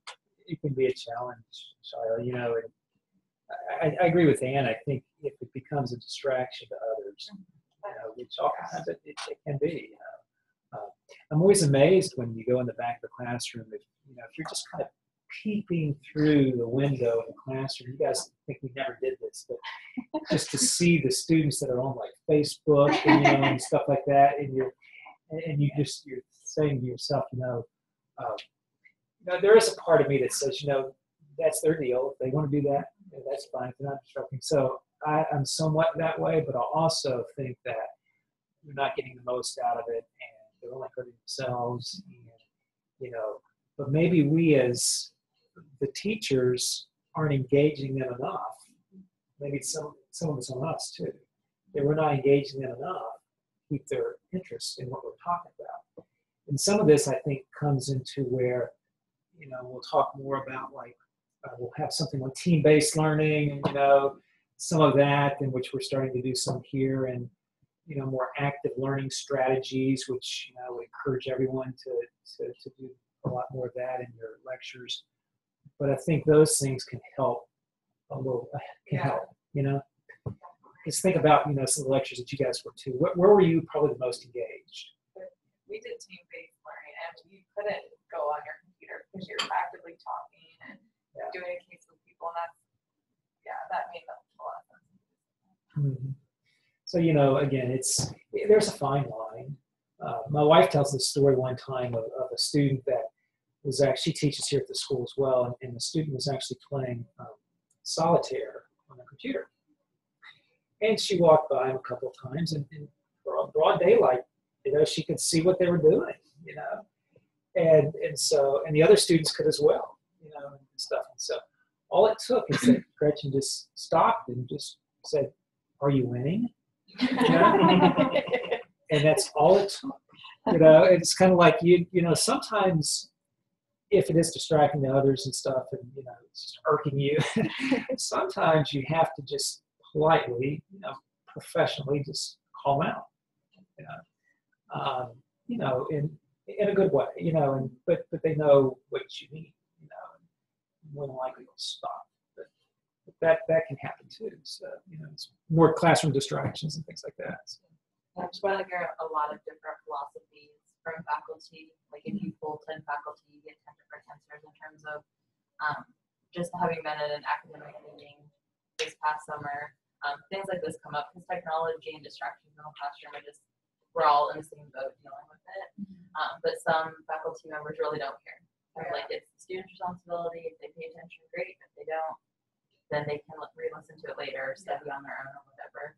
All the way to the faculty that get so offended and upset they want like a policy in place. And if I catch them on Facebook, they are failing my class. Like you'll see the whole spectrum of it. And in this one meeting I was in, they were really, it was kind of funny. They're like, we know, I don't realize why students don't recognize that you don't normally stare at your lap and giggle. So we know when you're like texting or emailing or whatever. So you're going to hear a lot of different philosophies. You just have to be comfortable in your own classroom with how things are going.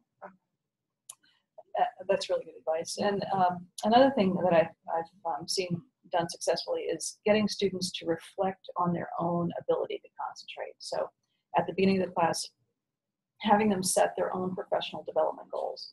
So beyond the course, what the course or the lesson is supposed to teach, you know, I want to be a better writer, I want to be a better presenter, I want to be spend less time addicted to Facebook, I want to be able to focus more, I want to be able to read better.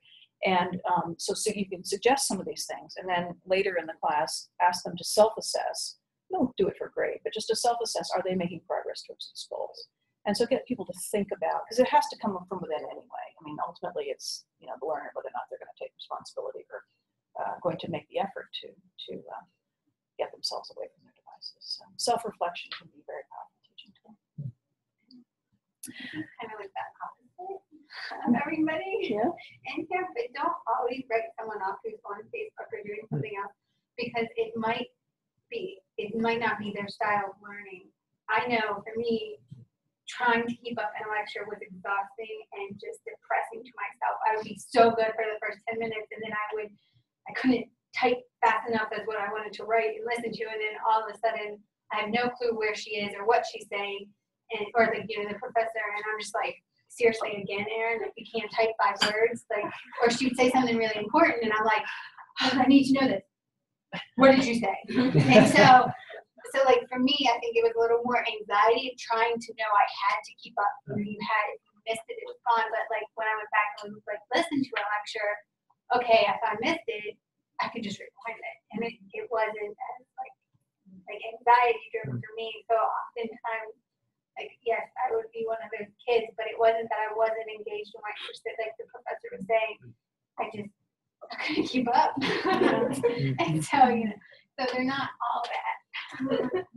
Well, and you raised another good point that it's important to take breaks and give people mental breaks. I talked about the professor who had the hedgehog in the middle of the stack of papers, things like that to kind of break things up a little bit, to give people a little bit, because it is exhausting to focus too much and, intensely over hours and hours. I used to teach 3-hour classes when I taught at George Mason. 3 hours? I mean, really? That's just intense. So it's interesting comments. 10-minute mark too. His last comments. Cognitive science says you've got 8 to 12 minutes before you lose. Interesting. She said the 10-minute mark. Yeah. Pretty good rule for where most people veer off Just losing. without a reset. I mean, that's the way it is. That's edutainment idea. How does this feed into the edutainment idea that education should be entertaining enough to hold attention? And, you know, there's been some interesting work lately on videos, you know, because it's becoming really trendy to teach with videos. And they're actually finding that videos are not the best way to learn a lot of times, because when learning is purely entertainment, we don't do the deep learning thing. We don't work at it, and it's because we just, you know, watch it superficially. Think about if you're watching something just for fun, you know, you're not as focused as if you're trying to actively learn it. So I think video can be a good way to reinforce learning or to demonstrate things, but as edutainment by itself, I'm not sure is completely successful. The best learning tends to be when people are a little bit stressed, not freaked out, but a little bit challenged, shall we say. So that's a great question. And someone else comments, I think peer teaching is a good idea, and absolutely. Sometimes this can be, of course, you can have two professors in the same class, two or more professors, or you can have students in the class teaching each other, and that's great too. Both strategies can be incredibly helpful. I had probably the best teaching experience I've ever had this past spring. I taught a course in distance education, and it just so happened that two of the students were two other professors, and both very senior professors.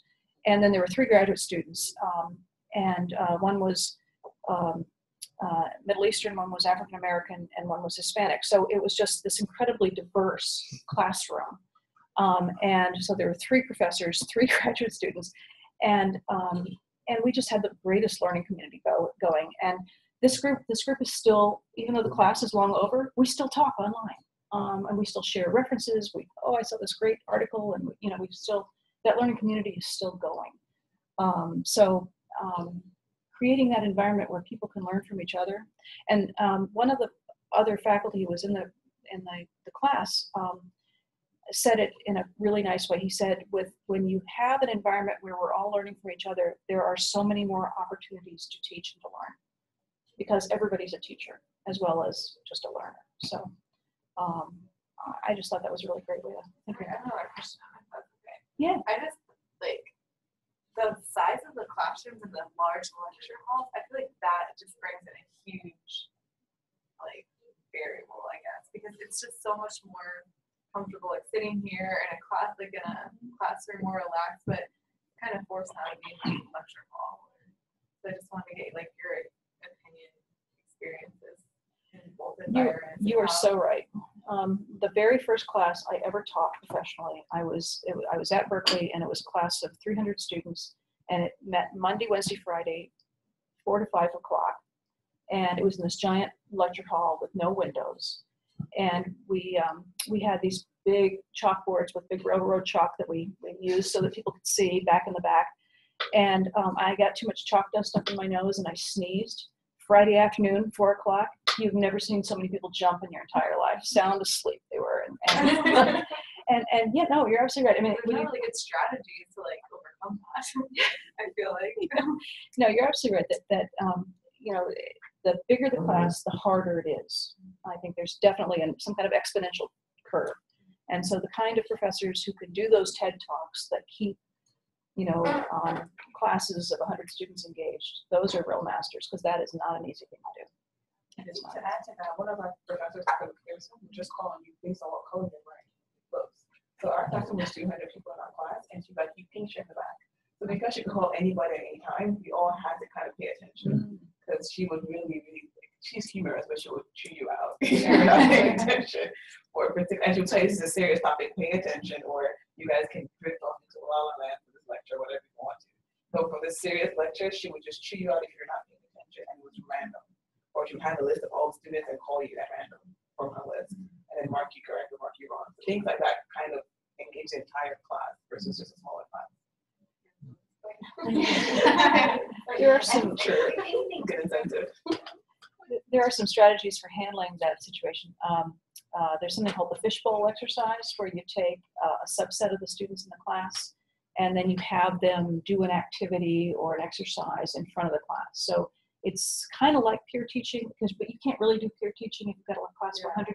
But if you have a subset of the students doing the activity and the other students can watch, you get some of those same benefits. So there are things like that. Sorry, I have a question on the chat. Oh, a question in the chat. Thank you. How do you adjust for teaching engaging students from various groups of people? Not every class is a silo of early learners or adult learners. Even students who have taken breaks in learning and those going through the motions of the next step. And that's an excellent question, and it's something that teachers struggle with all the time. You have people who are different life stages. You have people who may have come from different backgrounds, at different levels of preparation. And what you'll find with older learners is that they're frequently they feel very disadvantaged because they think, oh, I don't remember as well as I used to. I don't learn as quickly as I used to. And whereas the younger students think that they're at a disadvantage because the older student has more experience. And in fact, they all have advantages and disadvantages, you know.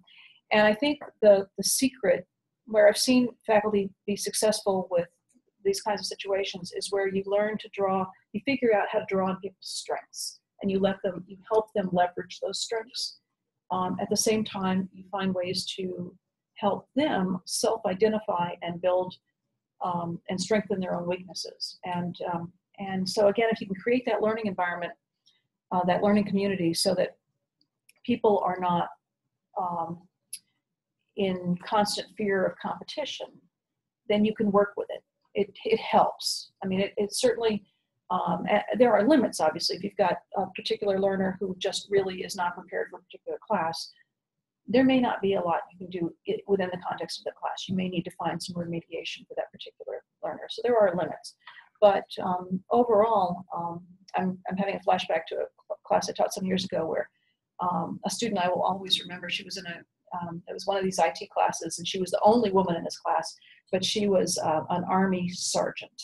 She was retired, she was 50 years old, and she was not going to take no lip from these young guys. She was going to put them right in their place. And she got everything she wanted out of that class.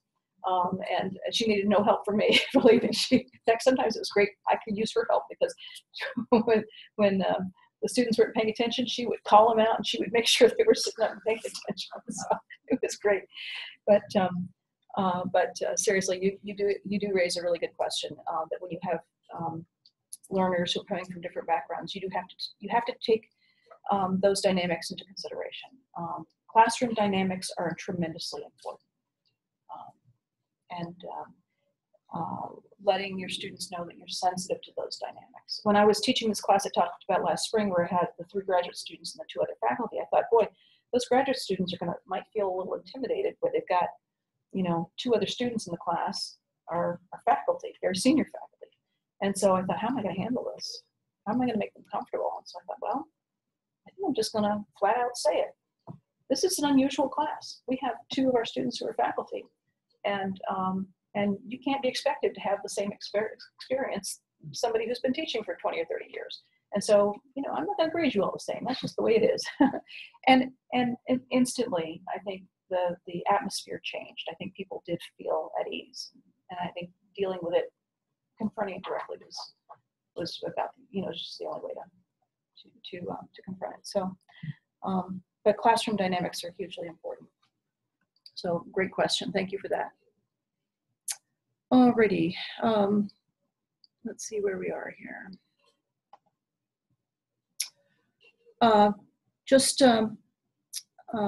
Maybe we should try to wrap this up. I want to save some time for what you need to finish up. But just thinking about teaching as a process. It's not like you do it once and you're done. You teach the class one time, you're finished. It's always improving. You're always thinking about the next time, what you could do better. Whether your learners succeeded and whether or not there are things that you can improve on. So assessing your own progress in each class is important. And have you thought about what your own learning goals are for this class and how you might self-assess whether or not you're reaching those goals. Well, one of the things that we're actually going to have them do is they actually, I think Amber, you might go over this a little bit, but they have to write a self-reflection about why they really wanted to take this program. And then also their future kind of career goals and their goals and that they want to get out of this program. And so they're actually going to be required to do that and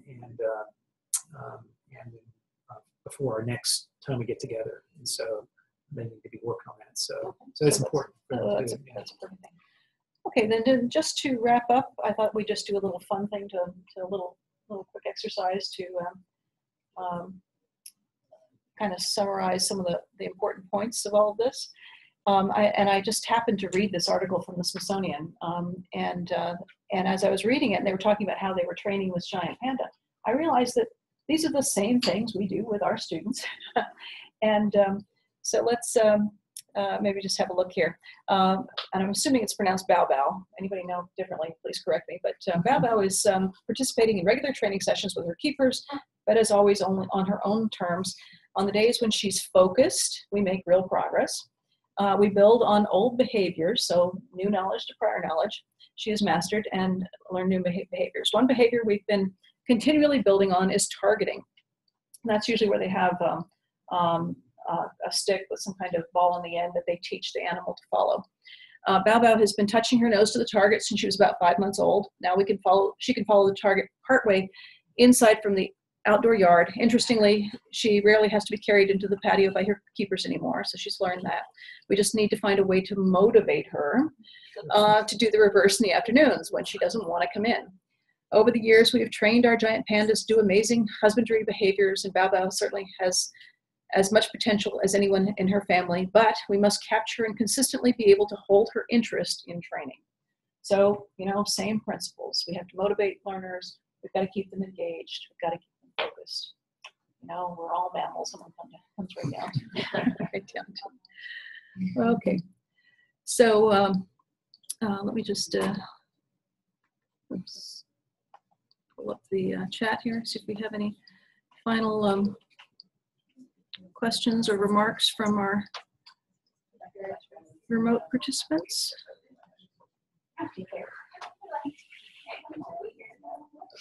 Any questions, comments, thoughts?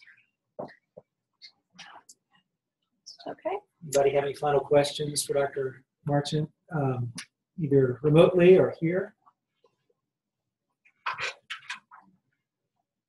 Well, thank you very much. I'm on email, happy to answer any questions you have at any time, and I wish you every success in this wonderful program. You're going to have a great time, and I hope I get a chance to come and visit with you again.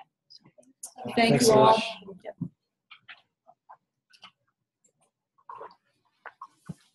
All right. Yeah.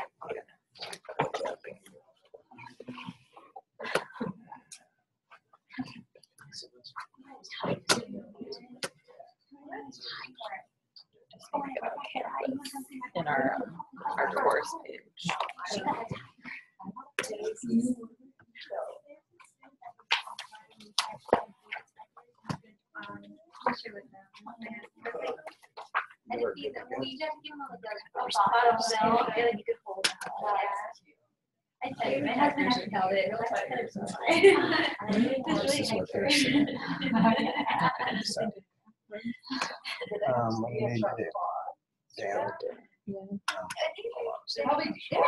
I'm used to having my little scroll bar. That works too. 9 years old.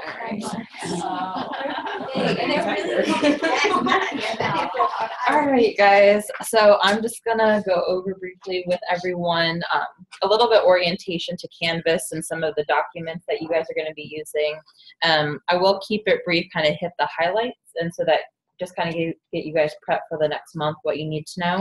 And we can go over some more details at our next meeting in September as well. But the kind of first thing I wanted to just show you guys is on Canvas. Hopefully you've all been on here, so you're a little bit familiar with it. We did do some updating today with some documents that are important for you guys to review and have access to. So when you're on the main Canvas page, if you scroll down just a little bit, past the introductory paragraph, we now have the section called Documents. And there are two sections. There's one for the SU affiliated residents. That's pretty much the people who are in this room as well as the Reston residents. And then the second grouping is the remote site. So everyone that is remoting in tonight as well. So there's very slight differences between the documents, but just utilize the ones that pertain to you so you make sure you have the most accurate information. The first thing that you'll want to look at after tonight is the program overview document. Some of you may have seen a version of this, but this is now the most updated version that is accurate for this cycle of the teaching program. And so I'm just going to click into the one here. Basically what this is a pretty long document that describes all of the required pieces of the teaching program. It kind of highlights the description of all the activities, things you're required to do. It also shows one of our lecture planning forms and is a really good resource for you to review. And so what we would like for you all to do is to have read through this over the next few weeks just to make sure everyone is fully clear on the requirements of the teaching program. And so if you were to scroll to the very end of this document, there's actually a signature page to acknowledge that you reviewed it and you understand the requirements of the program. And so after you've reviewed this document, and it basically goes through the lectures, the small group facilitation, the precepting, the pedagogy series, that kind of highlights all of those things that come into play for the program. But you read it, you sign it, you actually are going to submit it as an assignment. So I'm not sure how familiar you are with Canvas, but it's actually not just to provide you with information, you can actually submit things to us as well. And so this is something we're going to be trialing out new this year, where all of your different components of the teaching program, we're going to create an assignment for it.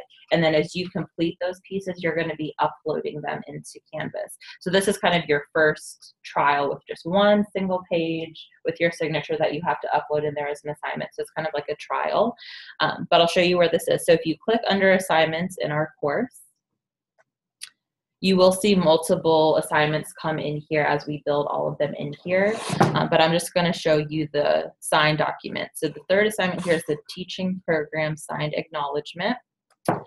And if it's a complex assignment, there will be a description here. It did assign a point. You're not graded on these things. It's just more of like a checklist to make sure we're seeing that you're getting everything completed for the program. And so it tells you the due date, so we're asking you to do it by September 2nd, so you have about 2 weeks, when it becomes available, and when the assignment would close. You need to have it up there beforehand if you run a little bit late. And so there'll be a place where you can click to submit the assignments. I think it's not showing it for me since I'm more in the teacher view, but you'll go into this, submit, and you'll be able to upload either a Word document or PDF, depending on how you scan in or do it electronically. And then we'll end up being able to see a check mark that you've completed that assignment. So as I said, right now there's only 4 assignments in here, but we will eventually be building, say for your lecture objectives, your slide set, your test questions, your self-reflection, all those different pieces that you're going to have to complete for each activity will end up becoming an assignment for you to upload. So it'll help us make sure you're keeping on track. Hopefully it'll also keep you on track to make sure if I see, oh, there's an assignment coming up or something that I haven't even thought about yet, I better get on track to do that. It also will provide you a single place with all of your electronic documents that will help you when putting together your e-portfolio, which Richard is going to just briefly talk about a little bit. So it's going to have multiple benefits, hopefully, for everyone. So that's one thing. Please review that document, sign it, and get that uploaded in the next 2 weeks. The other documents that I want to show you guys are our forms that we have. And what these forms are, and for our on-site residents, these are the colored forms that we passed out earlier. What these are designed to do is to help keep you organized in planning for your lecture, your small group facilitations, and then also for precepting. So you see for each topic, for the lecture, small group facilitation, and precepting, there's a planning form and then also an evaluation form. So this should be all of the documentation you need to properly prepare for all of these activities. And then also the evaluation forms that you're going to need for your mentors to fill out, and also for you to fill out as self-reflections wherever you see that noted in that overview document. They're all here for you. It's one localized place. Also, as part of these documents, it does give you kind of some tips. What do I need to keep for my e-portfolio? So you're clear in terms of what you'll need to upload and what is just for your purposes. So I'm going to open the lecture planning form to show this as an example, as your lectures are really the next thing you guys need to be thinking about. Now that we have the program off and running, the lecture for the fall or for the first half of the year is really what you want to make sure you're getting a topic picked out, you have a mentor assigned to you so that you can start properly preparing for that. So if you look through the lecture planning form, the top section asks for some basic information such as the date, what topic you're doing, and kind of the general content you want to cover, where and when it's going to be held, how many participants or students will you be lecturing to, and then asks about different mentors. So there's a lot actually included in here because our on-site residents have several people that they need to keep in the loop and email their materials to. But it may include a course coordinator or a faculty mentor, depending if you're teaching at a university, as well as your residency program director should be included on everything. And then whoever your assigned mentor is, either at your remote sites at your hospitals, the different mentors they've identified, or here, Mark or myself, that'll be working with you. The bottom section is more of your timeline to kind of keep you on track and plan ahead to make sure that you don't get close to the time of your lecture and kind of are behind. So basically with the lectures, we recommend at least a month out is where you've been seriously working on your lecture. So we do ask that a first draft of your lecture materials be ready by 4 weeks prior to your lecture date. The final draft within 3 weeks, as well as your assessment or test questions. And then a practice session starts 1 to 2 weeks before. We usually try to go about 2 weeks ahead of time. So if we need to schedule an additional session, it gives us a little time to play with. And then it also even includes in here things like the survey, the recording, and the evaluations and reflections that need to be done. So it kind of keeps you on point with everything you need to get ready and also the recommended timeline to follow. In terms of the top section, the drafts, the assessment questions, the practice sessions, those are relatively self-explanatory. As a lecture experience, you must create objectives, you must create the content or the slide set that is going to go along with your topic, and assessment questions. So some settings, the participants or students you teach to will be actually taking those assessment questions in an exam. Even if it's a setting where you won't be giving a formal exam to those participants, you still should go through the process of creating the assessment questions to go along with them. In gray there is the survey and the recording. For our on-site residents, we do schedule that and take care of it to make sure there's a recording that you're able to watch later of yourself to complete your self-reflection, as well as surveying the students to get their feedback on your presentation. For the off-sites, that's something that you'll need to talk with your residency program directors about how you're going to go about getting that piece done, about setting up a recording, or maybe you'll use your laptop or iPad to record your lecture, as well as some way to survey the participants who were there for your lecture, whether it's electronic or a paper survey that you hand out, but so that you can get feedback from those that you lectured to. The last two things are the reflections or the feedback. You always should have at least one mentor or content expert attending your lecture to provide you feedback. And then you also need to complete an evaluation of yourself after you've watched the recording so that you can do that self-reflection piece and speak to your mentor about what you thought went well and what could use improvement on. And then at the second page of this document, like I had mentioned, it does kind of give you an overview of what to keep for your e-portfolio. Now I just went through the lecture planning form because that's kind of what should come first up for you guys to do this fall. There's also a version of this for your small group facilitations and also for precepting to give you an idea of what pieces are required, what timeline you should be following. And we can get into those more next time. But at this point, what questions do you all have about planning for your activities and evaluations? So I have a question. The lecture planning form says it's due September 15th. Mm-hmm. So we can't fill in the bottom part where it has to, the completed dates or the due dates. That's later trying to complete that? Or? So actually for everyone on site here, Mark and I will be meeting with you after this because at least for us, we know the dates of all of your lectures for the fall. Okay. So if you don't already know them, we'll be telling you them tonight. But yes, for everyone, including the offsites, why we ask for it by September 15th is because at that point, you really should have an idea about what topic you're doing and have that date set in place. So that way you're either lecturing in October or November. So we're trying to avoid any kind of last minute issues that come up. So why we have planning forums is because planning ahead of time, scheduling is going to help set you up for success. That's what we found. So the earlier everyone can find a topic, find a location, and set a date, the better. So we'd like to plan early. One more thing. Yeah. What does CPD and RPD stand for? So the RPD is the residency program director, so at your site, and the CPD is the certificate program director. So that's Mark or myself. So for the off-sites, that doesn't really apply. I mean, we will be reviewing your materials, but not on a regular daily basis. For our on-sites, that's who that applies to, depending on who ended up being your mentor. One last thing. We will have something, Amber, you and I can talk about a little bit as well, but some news that I heard about today, but we'll have for our off-sites. So the off-sites, guys, everyone should have a mentor for the program, and then also you may have a content expert for the lectures that you give. So oftentimes, your mentor may be a residency program director, and then you may have a content expert for your lecture. But we are going to assign one of us at the school, along with another faculty member, that will be kind of your contacts here at the school. Your mentors are really still on site, but you're going to have questions that come up from time to time and things like that. And so we will email everyone kind of who your contact here is at the school, so that you can bounce ideas off of us and whatnot. And we'll be the ones also kind of looking over some of your materials that you've linked on Canvas as well. So, yeah. Okay, so last thing for now. So as you're preparing for our next meeting in September, you of course want to look ahead at the materials that we post, and those will get posted here in a few weeks so that you're prepared for that. Make sure you review the document and upload your signed acknowledgement, as well as everyone make sure that you're planning for and starting to schedule out dates for your lecture back. The one last thing that you need to be thinking about is the initial self-reflection, which Mark had mentioned a little bit earlier. So that also is in here as one of those 4 assignments that are already built into Canvas.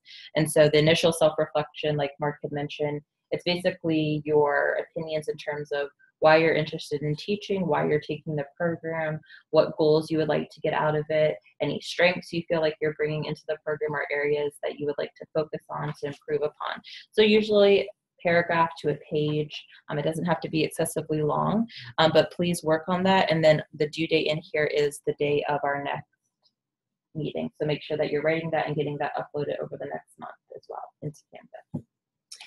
And a little bit more information on that. When you go to these documents that Amber is going over, it's actually under pedagogy seminars. You'll see there's a section within there. Pull that up, Amber, a second. It'll show me exactly where it is. Either one, either the on-site or the remote, it doesn't matter. But we'll show you guys where the description of that self-reflection is. So go to, it's like page 3.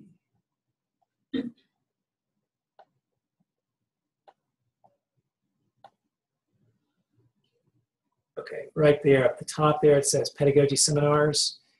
It talks about, there it is. Oh, sorry.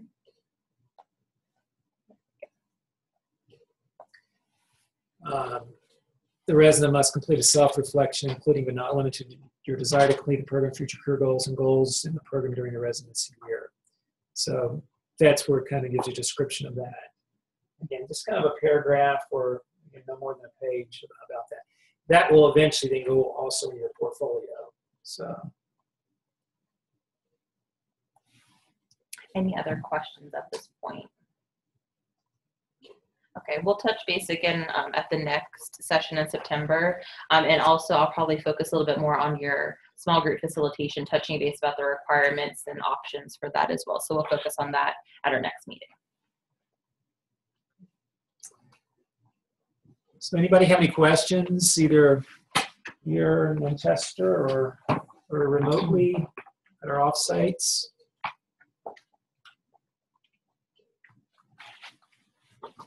Richard, check the chat. Make sure that nobody is shouting this question. Here we go. We receive an email with everyone's topic. Do we receive an email with everyone's? Does everybody know what everybody's topic is? Or will they? Are you talking about the lectures themselves, the lecture topics? Because that's really kind of done for the remotes. That's kind of done at your sites. That's working with your mentor at your site. You know, residency program director. We could probably aggregate that information using a Google form or something. Have everybody submit them. I'm not sure that, I don't know that we necessarily need to, though.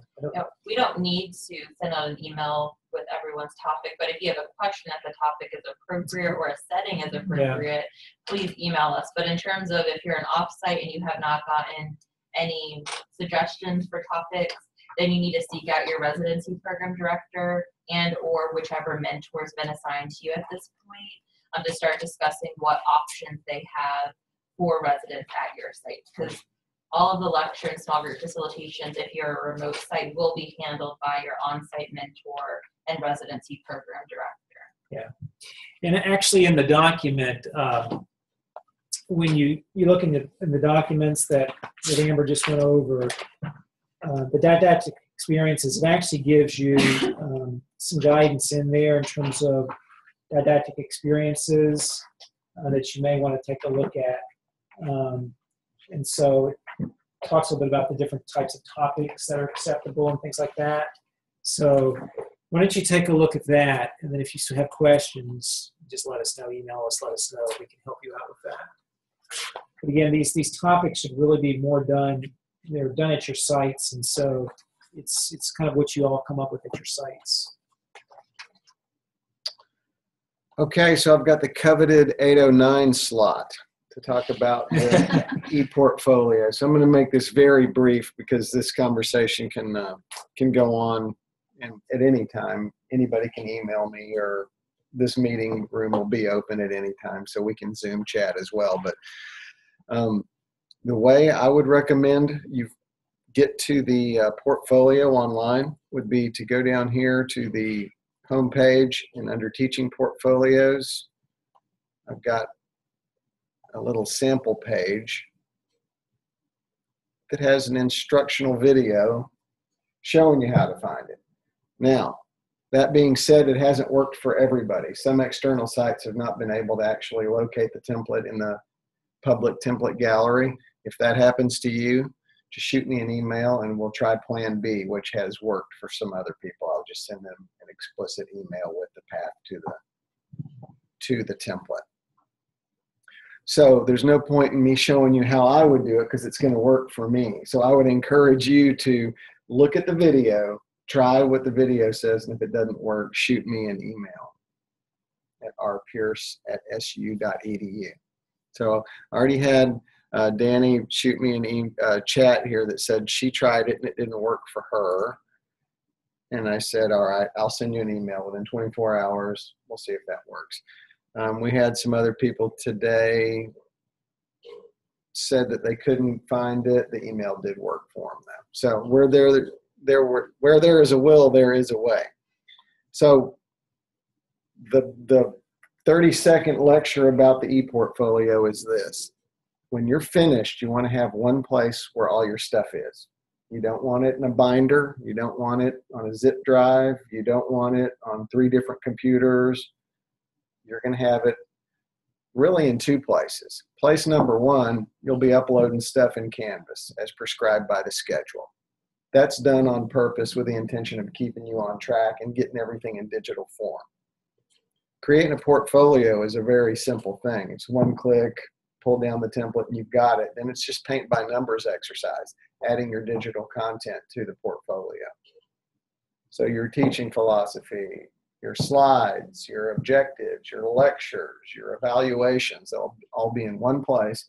So you could show that to a prospective employer, to other students, or you could quickly reuse it for another, you have to teach that lecture again. Where is all that stuff? Bam, that's where it is. So the university has gone to an e-portfolio for faculty promotion last year. I've been using them in public education since 1998. Right. Very simple to do. It's never been easier to do it. So.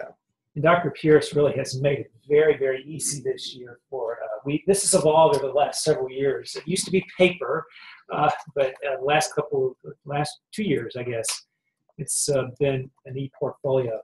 It's very slick now where we've developed this template that Richard has up there, and it really makes it easy for you just to upload your materials into that template now. And so I think you'll find it very user-friendly and very, very good. Now those portfolios, again, as Richard said, you should, as you complete the material, go ahead and start uploading that material into your portfolio. Don't wait until April comes around and then try to upload everything. Just do it as you go along.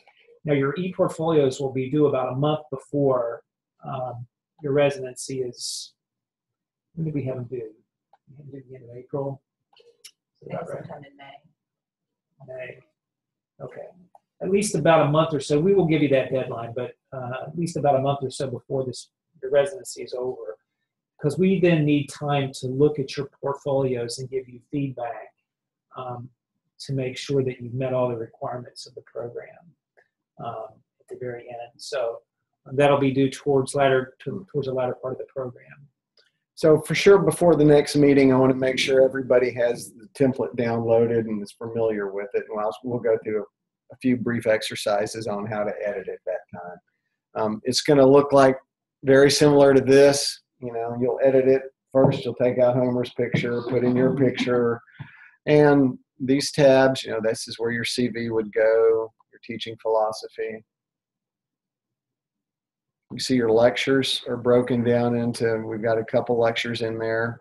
So these pages are all made, they just don't have any content in them yet. And that's what you will do.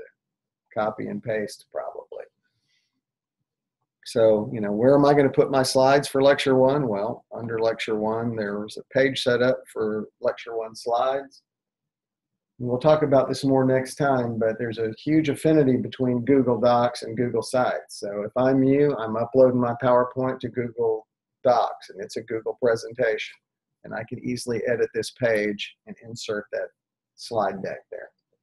So it's real easy. It's real fun. It's not real cool to talk about at 8:14 though. So we'll resume this conversation at our next meeting.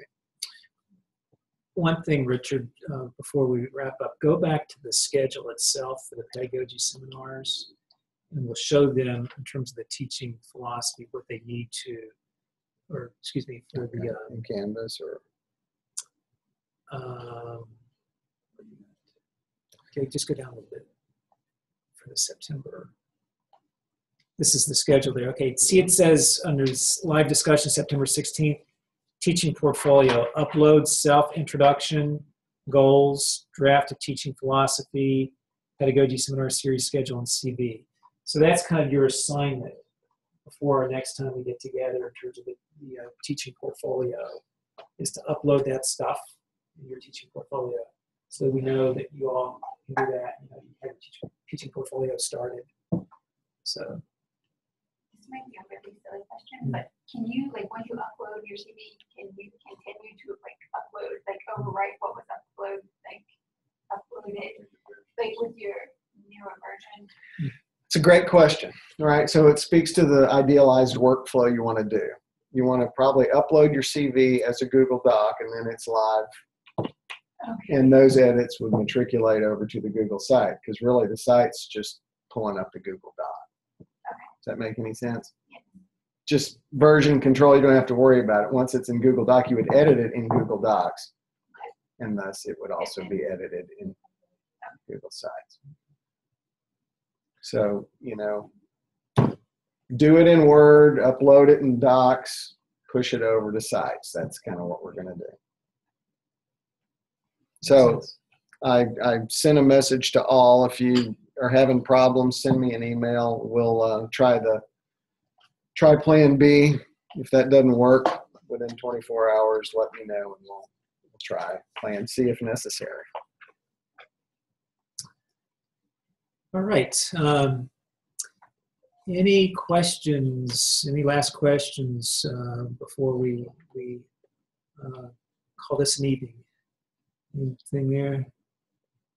Do I have permission? Okay. Must be one.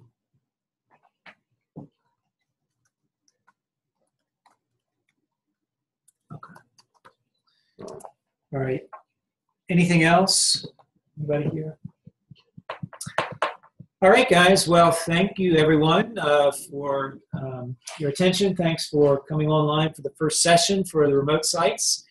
And we look forward to chatting with you all in about another month. And I will be emailing you all some things that came up from tonight, just some reminders of different things over the next day or two. So be looking for an email from me, and we'll go from there.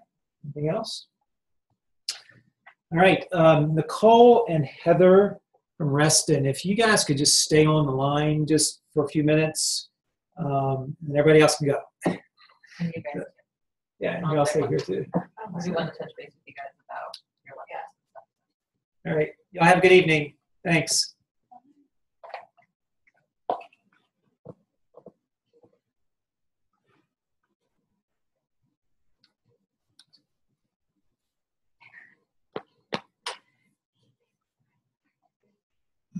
So while you transition, I'm going to give you guys another copy of these. These are actually mine for your fall lecture. But I started to fill in dates, like working backward dates, and if you didn't have your lecture dates on the ID topic, they're on here. So if you guys want to start filling out yours. Carolyn is asking if she should stay too. Normally are like more of your responsibility to take the time to fill them out and then share them with everyone. You know, Carolyn, Here, so where is Carolyn? director, Carolyn, raise your hand a second. Oh, there you go. Hey, Carolyn. all your emails to. We have to figure out where you want to give your lectures. If you want to do a lecture at the school like Heather and Nicole are doing. Yeah, I think I would like to do the school if that's possible. Okay. We'll work that out. They're doing one lecture at the school, and then one lecture there at Reston, like a CE type lecture. Okay. And so if you like, we can do the same thing for you. What we might want to do, though, they are both giving lectures at the school this fall semester. We would have more lectures to give in the spring semester at the school. We're kind of maxed out now on lectures here at the school. Okay. For residents. So what might work best for you is if you were to give your first lecture at Reston as kind of a CE type lecture. Okay. Then do your second lecture here at the school in the spring semester. You think that would work for you? Absolutely, that works for me. Okay. Well, why don't we do that then? I think that would probably be the most helpful. And then what we'll probably do is I'll probably just take you on. I'm mentoring. Well, let's see. Yeah, I'm mentoring both Nicole and Heather, and so I'll probably just mentor you as well. That'd be great. Thank you. So we'll figure all that out. So, and I'll work with Kevin with all that. So, okay. All right. Thanks. And Carolyn is one of the pharmacists at Reston, and she's also joined our teaching student program. So I just told her I would mentor her. Okay. And she wants to get a lecture at the school. Okay. But we'll have her do hers in the spring.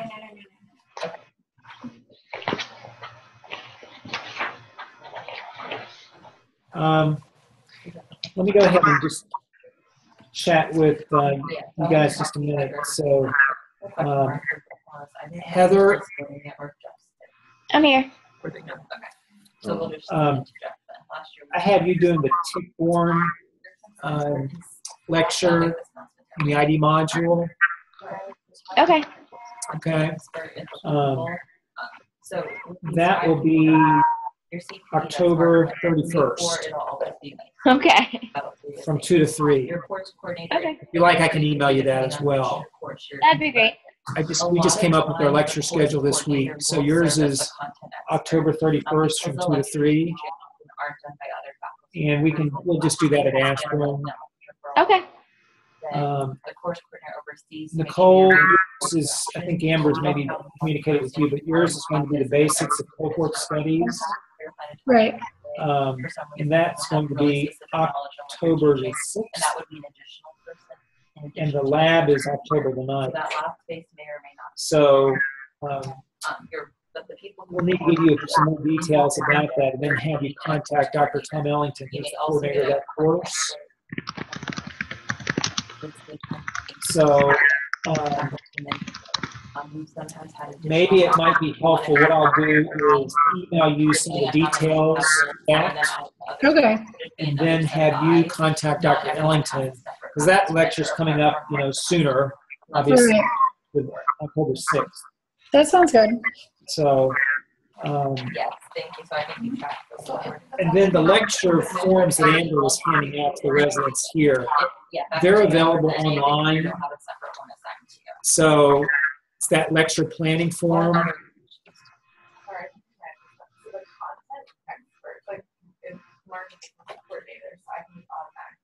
So we'll need you to fill out that lecture planning form as well. Mhm.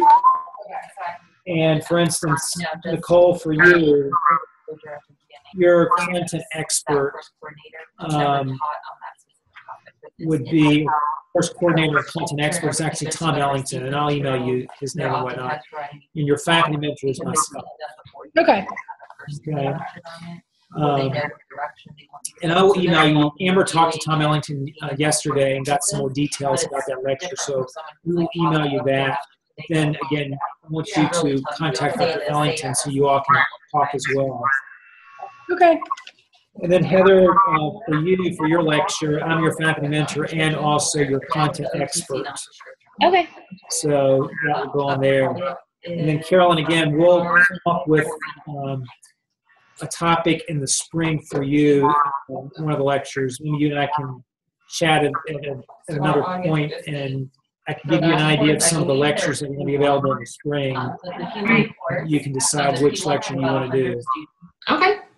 For the fall, I think you maybe, Kevin, should talk a little bit and try to determine maybe a CE type lecture that you can give at Reston to the pharmacists there. So again, it's about 40 there and the remainder. And you can kind of go by the guidelines that we have in that overview of all the different components of the program. But it can be a kind of a therapeutics kind of a topic, or we can be flexible in the type of topic, but it's kind of more of a CE type presentation. Okay. Resting. It could even be like, I don't know if y'all have like a regular CE series, the pharmacist there or anything like that. Not really, but we'll come up with something. Okay. Again, maybe you, Kevin, and I, if we want to chat a little bit, you may talk to Kevin and we can talk a little bit more about that after you've kind of thought about it some.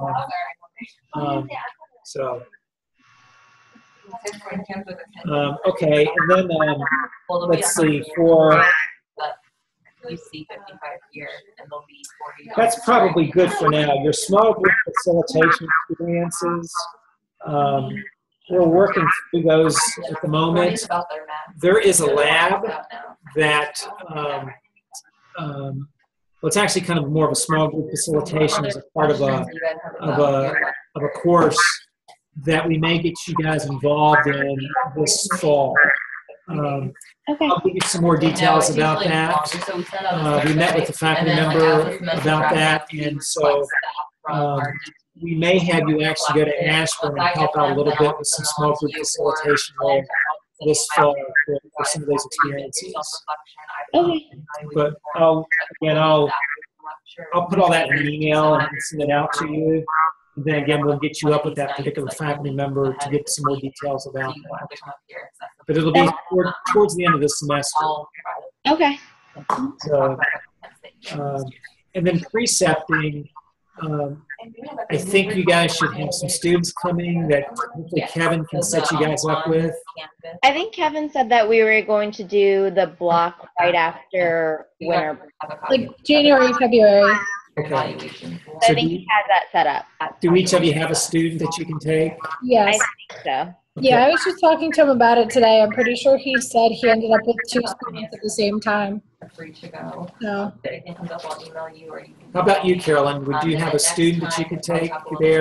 We have a steady stream of students, so it probably wouldn't be the same time as them because they will have taken those 2 students at the same time. But I mean, I have students now, so. Okay. All right. Well, maybe I can get Kevin to just assign one specifically to me, and I'll do that at some point. yeah. And maybe what you and I can do is to work a little bit together as well, so that when you're doing your precepting month, you know, you and I can touch base from time to time, and I can give you some feedback and things like that. You know, Kevin can kind of be your on-site mentor as well, but since, you know, we're working so closely with West and with the school, I can work with you some more as well on that. Okay. So I'm going to be coming up to Ashburn on some Wednesdays and Fridays this semester. So maybe I can let you know when I'm coming up in the next couple of weeks. And maybe if you want to go to our site in Ashburn, maybe we can sit down and chat a little bit more about some of that. Yeah, I live in Ashburn, so that's super easy for me. Okay. We'll talk with Kevin some, and then again, I'll let you know when I'm coming up to Ashburn. We can get some more of the details kind of hammered out a little bit more. Okay. Great. Okay. All right, guys. Thank you very much. Thank you. Okay. Well, take care. I've linked that. X, Y, and Z with that article David. shared. I'm going to give you 15. You know when your lecture is? They weren't. Yeah, I would